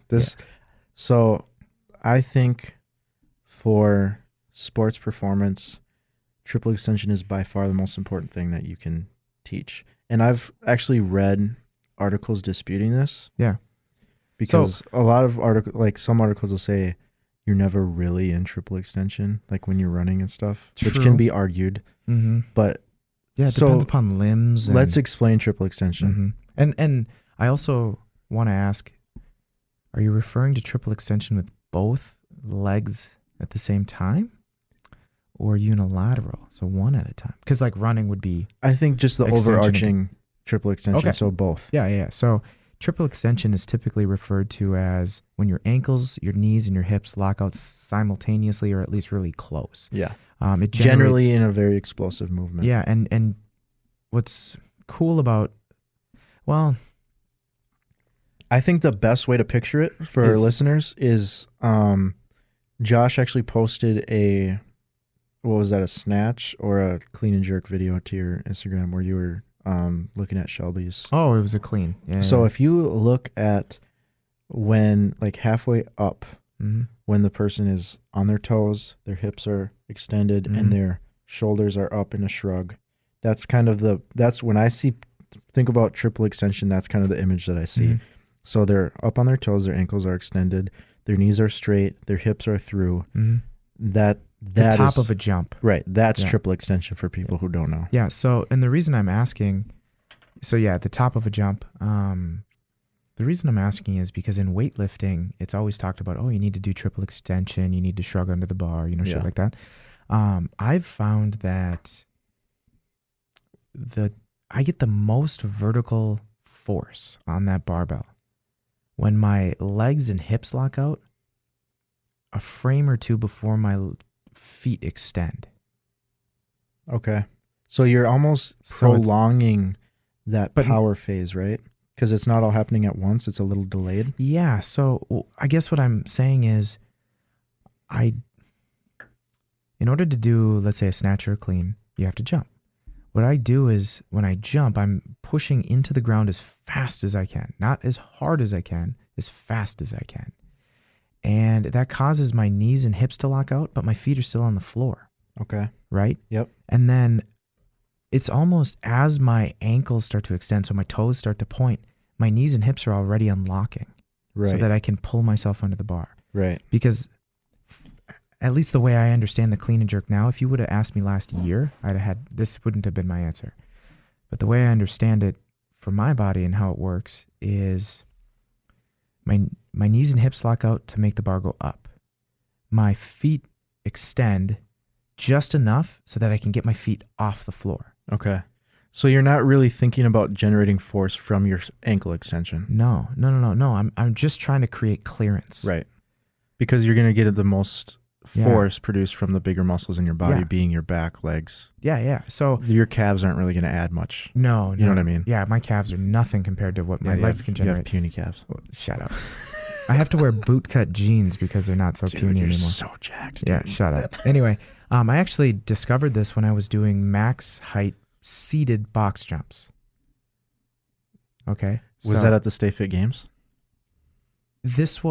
so we did those in the Stay Fit Games, and I still say I beat Josh because he took an hour and a half, and I took 15 minutes to find mine. He beat me by a quarter inch. But What was yours again? Because I think Justin and I did ours like freelance we were in the style on the 50s side. somewhere. I think I lost you guys by an inch maybe, God, I want to say we were like, and I'm like 100 pounds more than you. yeah, but you're taller. So So the box is still the same height. yeah. Because we were sitting, as soon as you stand up. Have you ever tested just- your vertical? Not in No. a long time. Last time I tested it was 31 inches. That's pretty good. My best is 34. So. Yeah.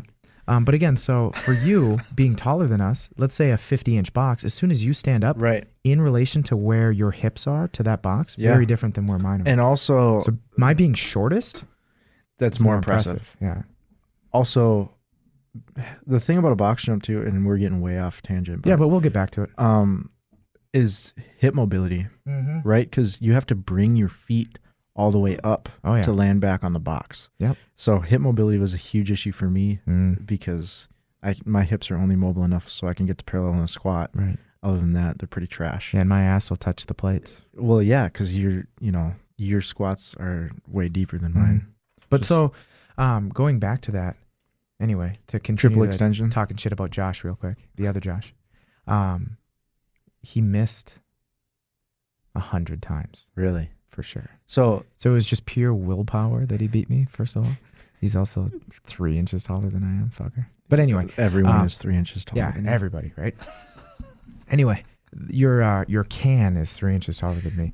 But it was actually before that. So at the Stay Fit Games, whatever I jumped, it wasn't as high as I've jumped in the past. And I have a video of when I jumped in the past. And I was analyzing the video. I was like, why can I, it was like a 53 or 54 inch box. I'm like, why can I do this so quick? Like how can I take this box jump that obviously I'm generating a lot of force very quickly? How do I apply that to the bar? And I noticed it's when I come off of the seat. So fully seated, as soon as your butt comes off the ground, your legs are loaded, but it's very quick. You don't get a whole lot of downward load. You just there's no stretch reflex. Exactly. Yeah. No stretch shortening. So my best jump, and I had a lot of missed videos too. My best jump, my knees, my hips locked out when my feet were still on the floor because I put all of that energy from my hips through my feet before my feet came up. So, right.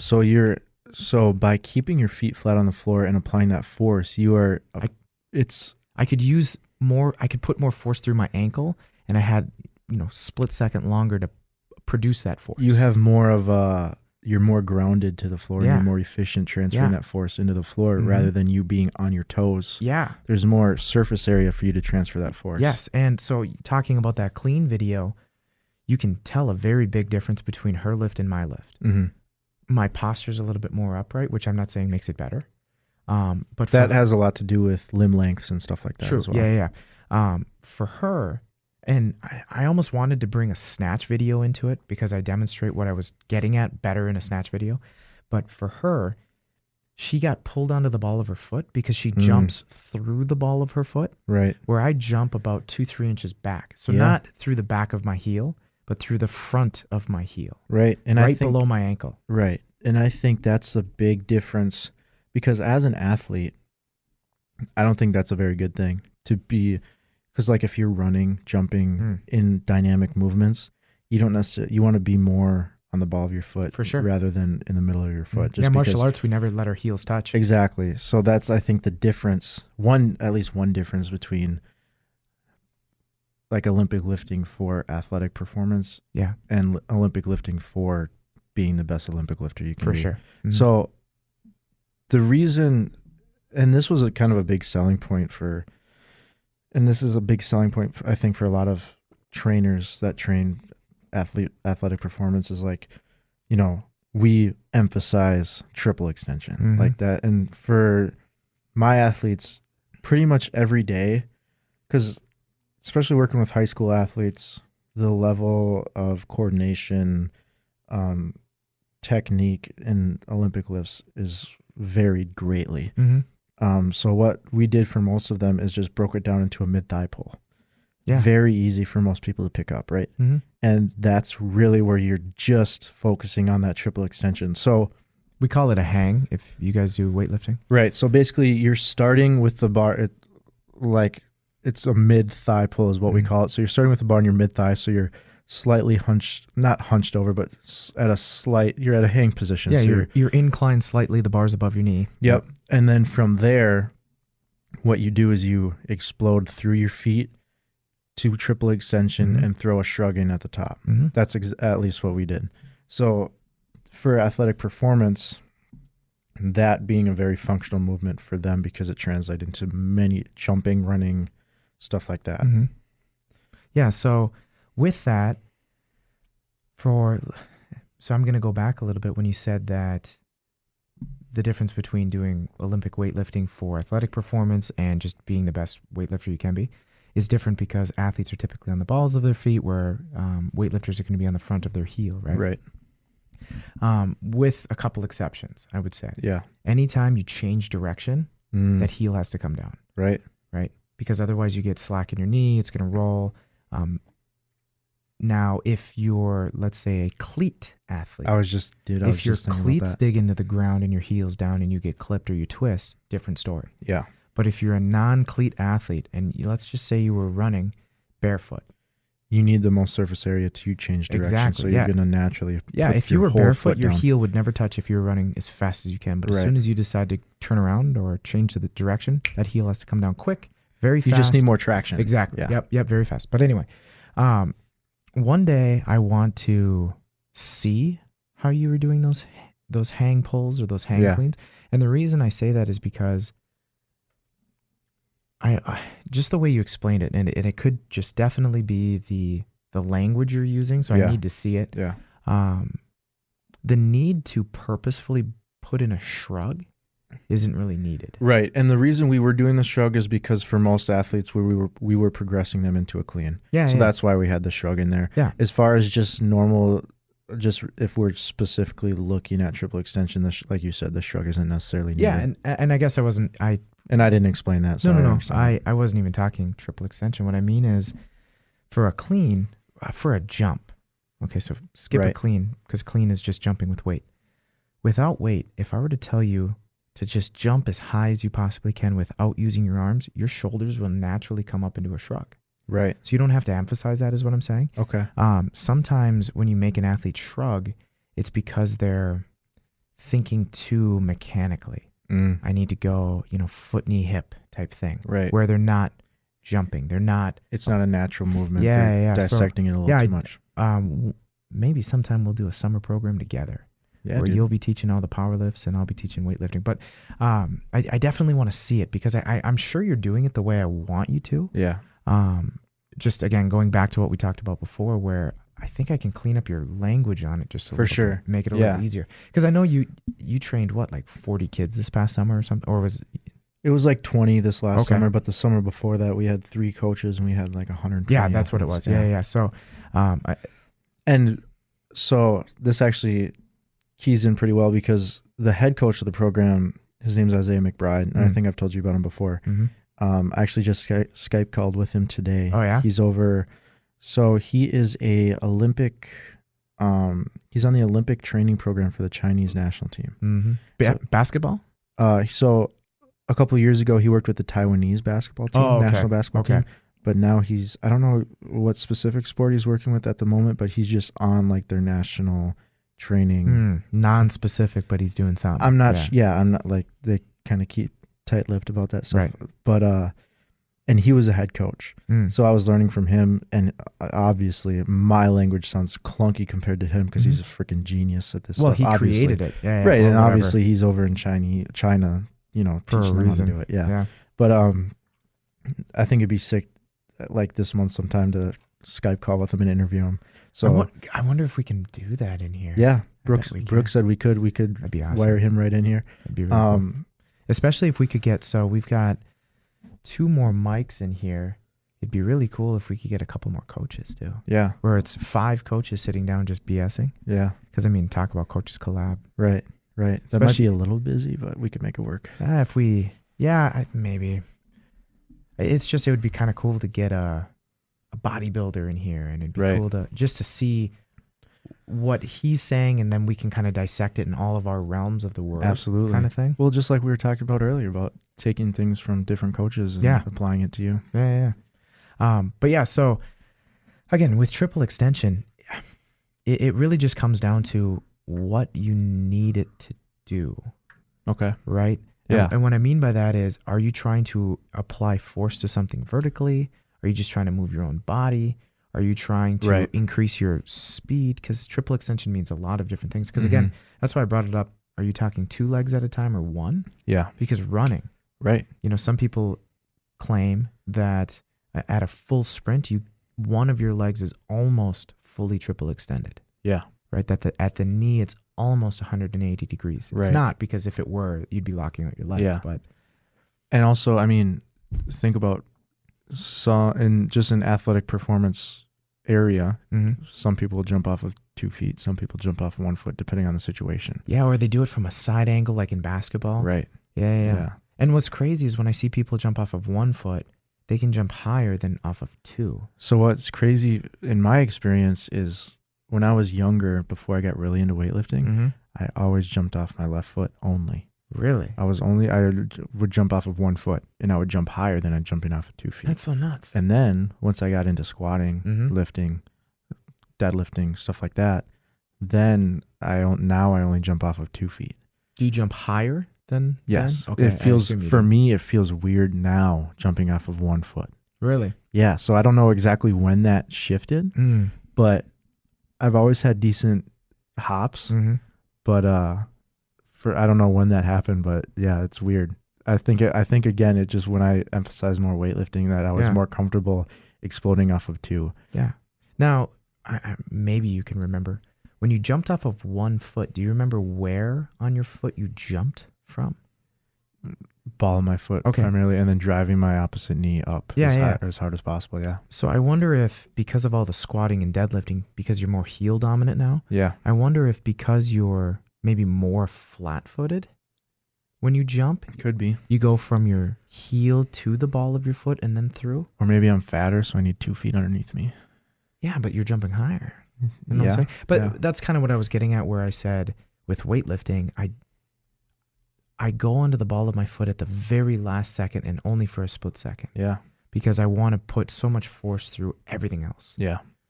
You know, because that'll put the most lift on the bar. And then, I mean, if I get onto the ball of my foot, that bar is going forward anyway. Right. But I was going to make an argument.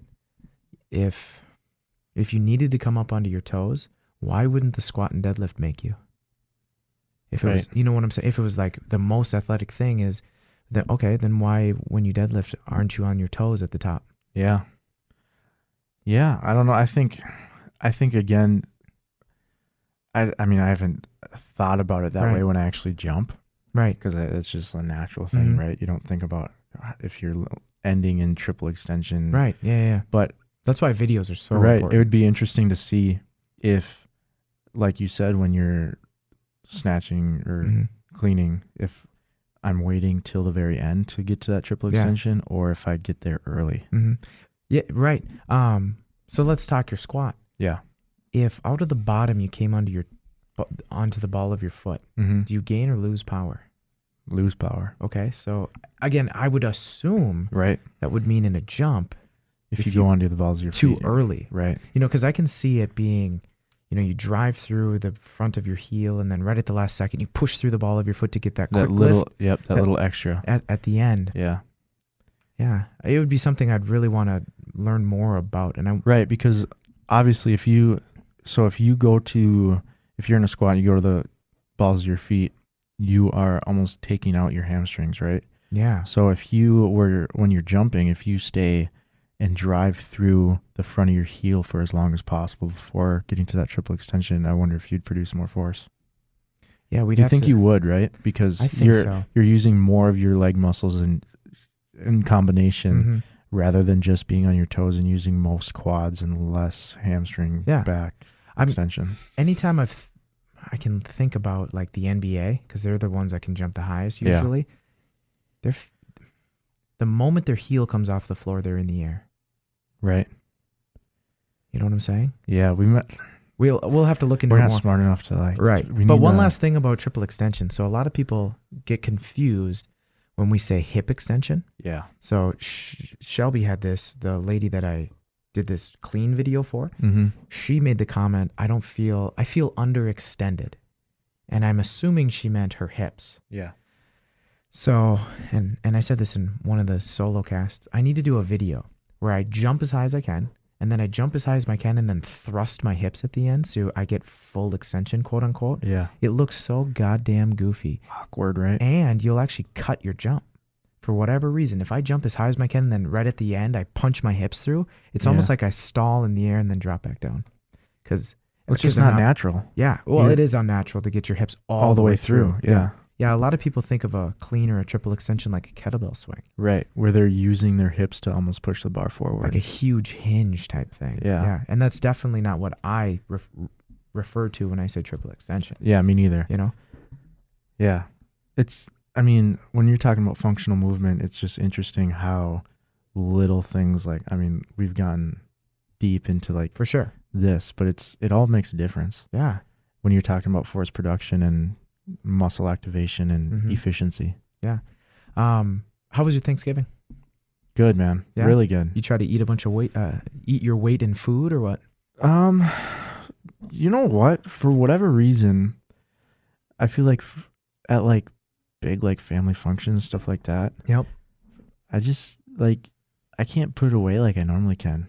I don't know what it is. What? Like if I like have a late night like pizza, like I can crush some food, right? Yeah. But I don't know, maybe because I never usually eat breakfast before like Thanksgiving or Christmas meals because it's kind of earlier in the day. You know, usually Thanksgiving dinner in quotes is at like 12, 1 o'clock. Right. Yeah. So in my mind, I'm like, you know what? I'm not going to eat breakfast. I'm going to leave room. Right. But in reality, like the night before I stopped eating at like 8.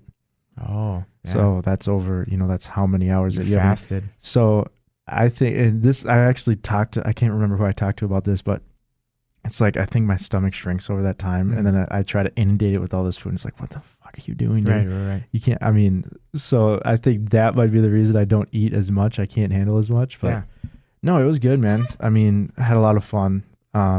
Did you have a bunch of them? Just one? One big one on my girl's side. Okay. And then, on my side, my brother came home from school. We had a pretty chill night at my parents' place. Cool. Very cool. Yeah. So it was pretty low key, but it was a lot of fun. So you didn't try to eat 3 pies or anything like that? No. I could have, because it was the same day. They were both on Thanksgiving. That's tough, isn't it? Yeah. You have one big one and then you go to the smaller one. Yeah. And I felt kind of bad because like obviously my mom makes all this food and everything. And they had already eaten. They didn't wait for us, thankfully. Right. Yeah. But, she's like, she left the food out and kept it warm and everything. I'm like, Mom, I'm sorry. I can't. Right. I can only eat a little bit. Yeah. I can't eat much. Right. That's crazy. Yeah. I figured you just put it away. Because usually over the years, powerlifters are always saying, I can't wait for Thanksgiving. It's bulking season. Right. All the way through Christmas. And even at Christmas, do you go crazy? Oh, well, I try. You try? Like I try my best like I did for Thanksgiving. But for me, I think right now, especially because my training frequency and volume is kind of low, that I get by with not eating as much. My stomach shrink a little bit, so my capacity for food is a little less. And you don't want to get fat either. Right. So, and I'm not tracking or anything right now. So I'm just kind of intuitively eating, and then I step on the scale every morning. So I don't know. It's just kind of, for whatever reason, I eat super fast. That's what kind of blow people away who eat with me for the first time. Like, holy crap, you already threw that away. But I don't think I eat like more than the average person at a certain, like at a sitting. You just put it down faster. Right. And especially right now, since I'm not crushing myself with training, like my calorie requirement is lower than it would normally be. Right. And then your appetite will be lower too, right? Right. How about you? You have a good Thanksgiving? Yeah, I had 3. Jeez. Yeah. One was the Saturday before, and that's good that it's tapered out a little bit. Yeah, it was. And what was really cool is so this was Courtney's mother's side. Okay. They know me well enough that they make food that's really easy for me to change if I need to. Yeah. So it was homemade fried chicken, which was amazing. But so did you use your cheat days? No, I didn't. I stuck to my. Damn, son, respect, dude. Yeah, it's December 2nd, and I still haven't had really anything cheat. Wow. So you did all of No Nonsense November without a cheat. Yep. And again, if you guys haven't heard it, the 8th episode, I spent about 20 minutes talking about how I did it and how I want you guys to think about it when it comes to Christmas. But anyway, fried chicken, I could pull the skin off, breading off. Yeah. So it was just kind of like a really moist chicken. She doesn't use vegetable oil anymore. I can't remember what oil she uses, but it's a better one. Yeah. White potatoes to me is fine because I don't put a bunch of shit in it. Right. I had a half a teaspoon of gravy on top, so it didn't look like it was just white potatoes on my plate. But I probably ate 3 times what everybody else did. Really? But it's my normal food. Right. Normal amount of protein, normal amount of potatoes. It's just, it made my plate look so full. Nobody gave me shit. Yeah. Because I didn't eat the pies. I didn't eat any of that stuff. Right. Because again, what we were talking about was calorie density. Yeah. The foods that you did have are not very calorie dense. So you can have a ton of them. Yeah. So if I went over, which to me isn't cheating, I had a few extra carbs, a few extra protein on that Saturday. The Thanksgiving day, we had a lunch and then we had evening with my family. The lunch was basically the same foods. Instead of chicken, it was turkey. So I basically did the same thing, just Yeah. had potatoes and things like that. Then at my mother's, bless her soul, she's probably gonna hear this. I don't give a fuck. She made a bunch of vegan style food. Okay, which my brother's vegan. I don't. Oh, is he really? Yep. He's I put like 98% vegan. Where every once in a while he'll have licorice or Okay. where it's not exactly vegan. Right. Courtney made some Oreo thing. Oreos are vegan technically. Really? Yeah, it's just spun sugar and cocoa. Oh. Yeah, Yeah. right. So there's no milk in there at all. Wow. Isn't that it kind of blows your mind, right? Yeah, a little bit. Oreos do not have any milk products in it at all, and there's supposedly cream and chocolate, Wow. sugar. Yeah. Anyway, she put like cream cheese or something with it, and then pudding or something that made Yeah. it Not more. vegan. Yeah, non-vegan, but he loved it, and he's even raising his kid vegan. Really? I saw his son eat the whatever it was, the Oreo thing. So every once in a while he gives him non-vegan foods. Yeah. I won't say how I feel about that. Yeah. But anyway, I feel a certain way about that too. Yeah. But, yeah. my mother, she made a bunch of vegan food, Okay. predominantly vegetables and things like that. Right. But to my mother, vegan means healthy. Okay. Okay. Yeah. So vegan to her can be, like I said, Oreos, Fritos, some Doritos are vegan. Yeah. It means healthy to her. So she put, So she thinks that if something says that it's vegan, that it's healthy. it's 100%. She can have it as much as she wants, whenever she wants. Oh, Mhm. okay. Yeah, I so- thought I was under the impression that she's like, when she makes vegan food, she makes like healthy food, No, but it's not that. no. She's under the impression that it's healthy. Oh, So- so you are vegan then in her eyes, right? No, Because you eat healthy food. no, she doesn't ridicule me or anything, but she thinks I'm vegan plus protein. Well, not protein, vegan plus meat, right. vegan plus a few eggs and Which a little butter. isn't everyone kind of who doesn't have dairy? Yeah, basically. Well, Yeah. I mean, I have dairy too. I don't Yeah. give a fuck. But no, this was like Ritz crackers and chia cheese with coconut oil, Cool Whip, and things like that. Yeah. Right. And on the side there was a couple chicken breasts for me and Courtney because we eat meat. Yeah. And a lot of the vegan things I looked at, and I'm like, what? Last year we had a lasagna Mm-hmm. and then a vegan lasagna. Holy crap! That vegan lasagna had so much sugar in it, so much crap in it. Yeah. It made me sick. Well, they got to make it palatable. Yeah, for sure they do. Yeah. And I can't remember what they used, chickpeas and other things like Right. that. They made the cheese out of cashews or something. I'm not even sure. Really? But whatever they did, whatever preservatives they had to pump it full of, just killed me. Yeah. But she made, potatoes and asparagus, which I was grateful for. She Right. used olive oil, so she did some good things too. Uh huh. But I really didn't eat a whole lot when I was there, just because it's like, God, all this homemade pumpkin pies that were vegan. So Yeah. it's, what the fuck is in the flour? And because vegan is white flour, vegan is white sugar. Right. Vegan can be very bad for you. Yeah. It can be very good too. It can be a lot of good plant-based proteins Right. and It vegetables. depends on how you vegan. Exactly. And Aaron, my brother, he vegans really well. He and I have had a lot of conversations about it and things like that. Uh-huh. Really the only How long has he been vegan? So my nephew's a year and a half, so I would say maybe 2 years. Okay.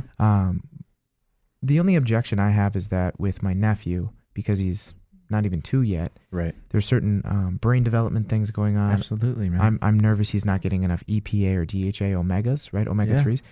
My brother insists that he gets hemp seeds and flax seeds, and which is what's called ALA, which is right. kind of, it's omega 3 light, I guess. Your body has to convert it to DHA and EPA. Yeah. And again, how much are you losing? through that Exactly. process? Exactly. And so I've been trying to convince him over the years, hey, maybe you can have like fish eggs every Right. once in a while. Right.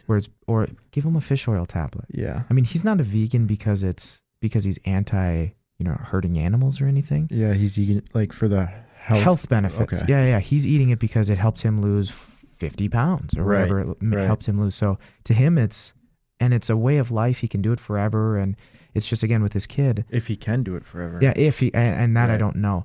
I am a little nervous that it's just in my eyes, in my opinion, I feel that a child should have animal fats and get certain cholesterols and certain saturated fats from animal products. Right, because I mean, like you mentioned, you have to do a lot of supplementation otherwise to get those vitamins, minerals that they wouldn't get otherwise without having animal products. Yeah, one knock on my brother is he gets his vitamin B from energy drinks, which are not vegan. No. But he gets, I don't know how many energy drinks he drinks. I know in the past he used to drink a lot.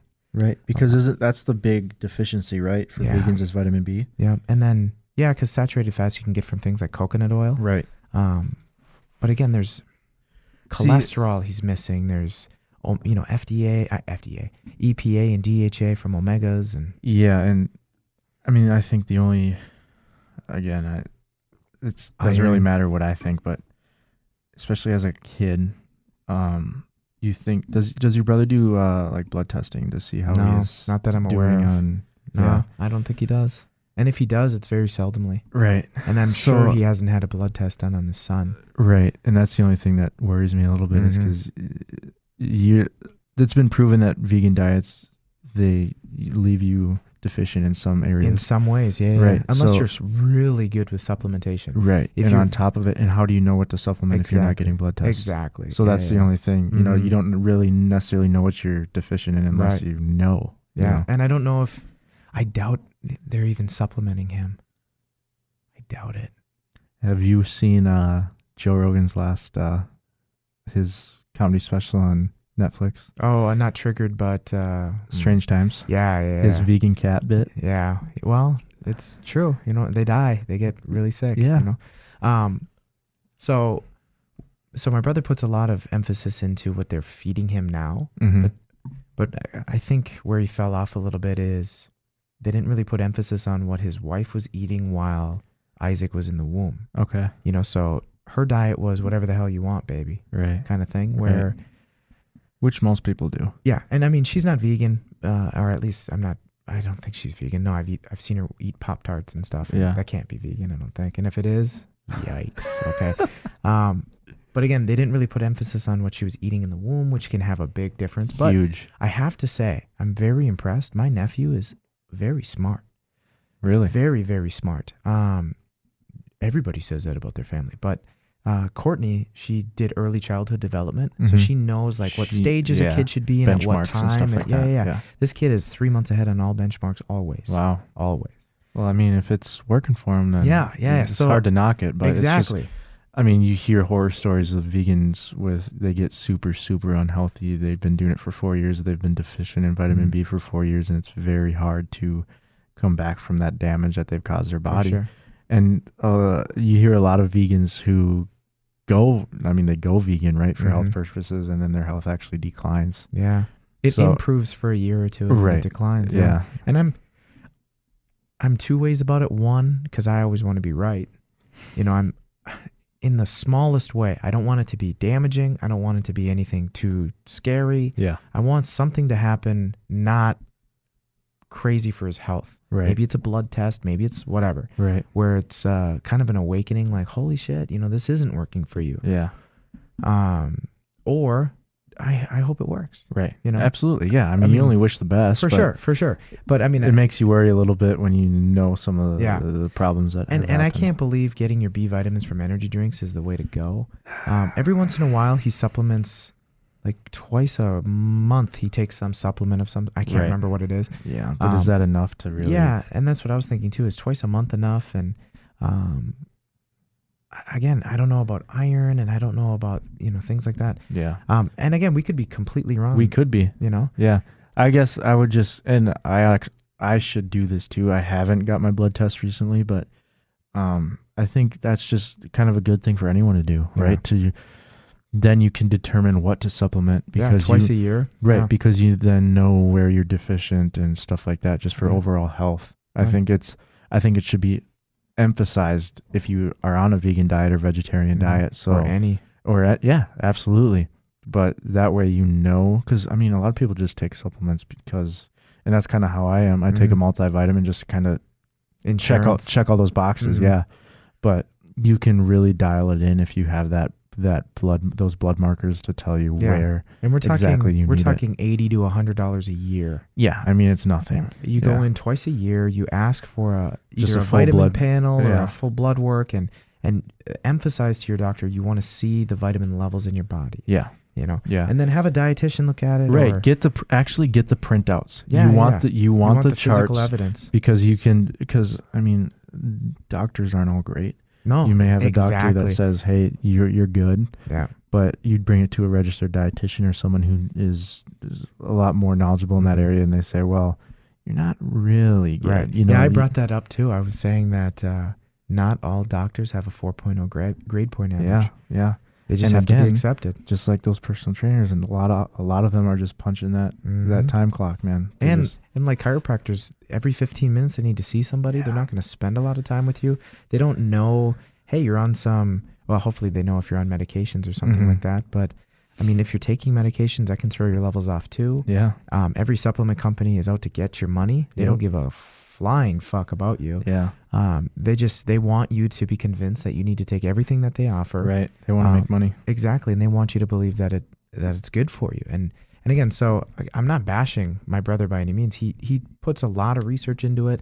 He can give you all sorts of citations and studies and things like that he's doing it the right way. And and I usually don't. I usually beg off from trying to argue with him. Yeah, Just because he's always been the older brother, he's always been right. Yeah. It's just not something I want to get really into. right. What is nice though is being able to sit down and we do have conversations about it where it's really just me checking on him a little bit. Like, Yeah. are you getting this? Are you doing Right, this? Or, right. How?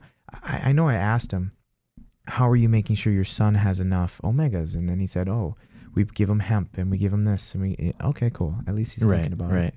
Yeah, you're kind of just checking him. Yeah. Make sure. Hey, Kind of like a check to you. right. You're right, exactly. Mhm. But I mean, that's good to have. That if you only have people around you telling you're doing the right thing, then you need better people around you. Yeah. You need people that kind of question you a little bit and make you think about stuff. Yeah. Yeah. So let's bring this all around. Bring this to a close. If you guys even have a question about your trainer, if you have any idea, if you're even thinking, is this trainer looking out for my best, intent, what are their intentions, whatever. Yeah. Let us know. Hit us on Instagram, Cole Warren _SHP. Yep. Or at Get Complete. And again, just hit us up, whether it's your lifts, whether it's questions. Just bounce some stuff off of us. And that's not necessarily saying that you need to get a new trainer, but we can maybe fill in some of the gaps that they're not giving you. Exactly. Yeah. Because we're always, Brooke, the lady who got us into this studio, and Cole, they swapped books, so we're always trying to improve our knowledge too. So we just want to improve yours. Yeah, man. And I think especially when it comes to helping someone, I have no ego. So if I don't know something, I'll ask someone that knows it. If someone asks me questions and I don't know, I'll say, hey, I don't really know this, but you can go to this person that might be able to help you out. Yeah. So yeah, Hit us up. just trying to help. Yeah, hit us up. Send us your videos. We've already talked about some of the questions that some of the listeners have already had. Please send them to us. I mean, it can be anything. We've had people send us videos and they want us to critique it. We can do that. If you want us to talk about your chiropractor, we'll talk shit all you want. Just let us know what we can do to help you guys. I want to throw one more thing in there. If you guys can please give us a rating and review on iTunes, it helps. Obviously, we're spending time doing this podcast. We want it to grow as much as possible. We want to get as many ears as we can to spread the information that we're talking about. So give us a rating and review. Let us know how you like it. Let us know what to do better. Yeah, constructive criticism is always appreciated. So hopefully this new studio is gonna up our product a little bit and just allow us to bring this to the next level, because that's why we're doing it. So yeah. This has been the Coaches Collab. Thanks for listening. The Coaches Collaboration Podcast. What do you mean you haven't subscribed yet? What the hell are you waiting for? Come on, y'all. The Coaches Collaboration Podcast is brought to you by Salutum Health and Performance. Take your full power potential to a new level. Online at salutumhp.com.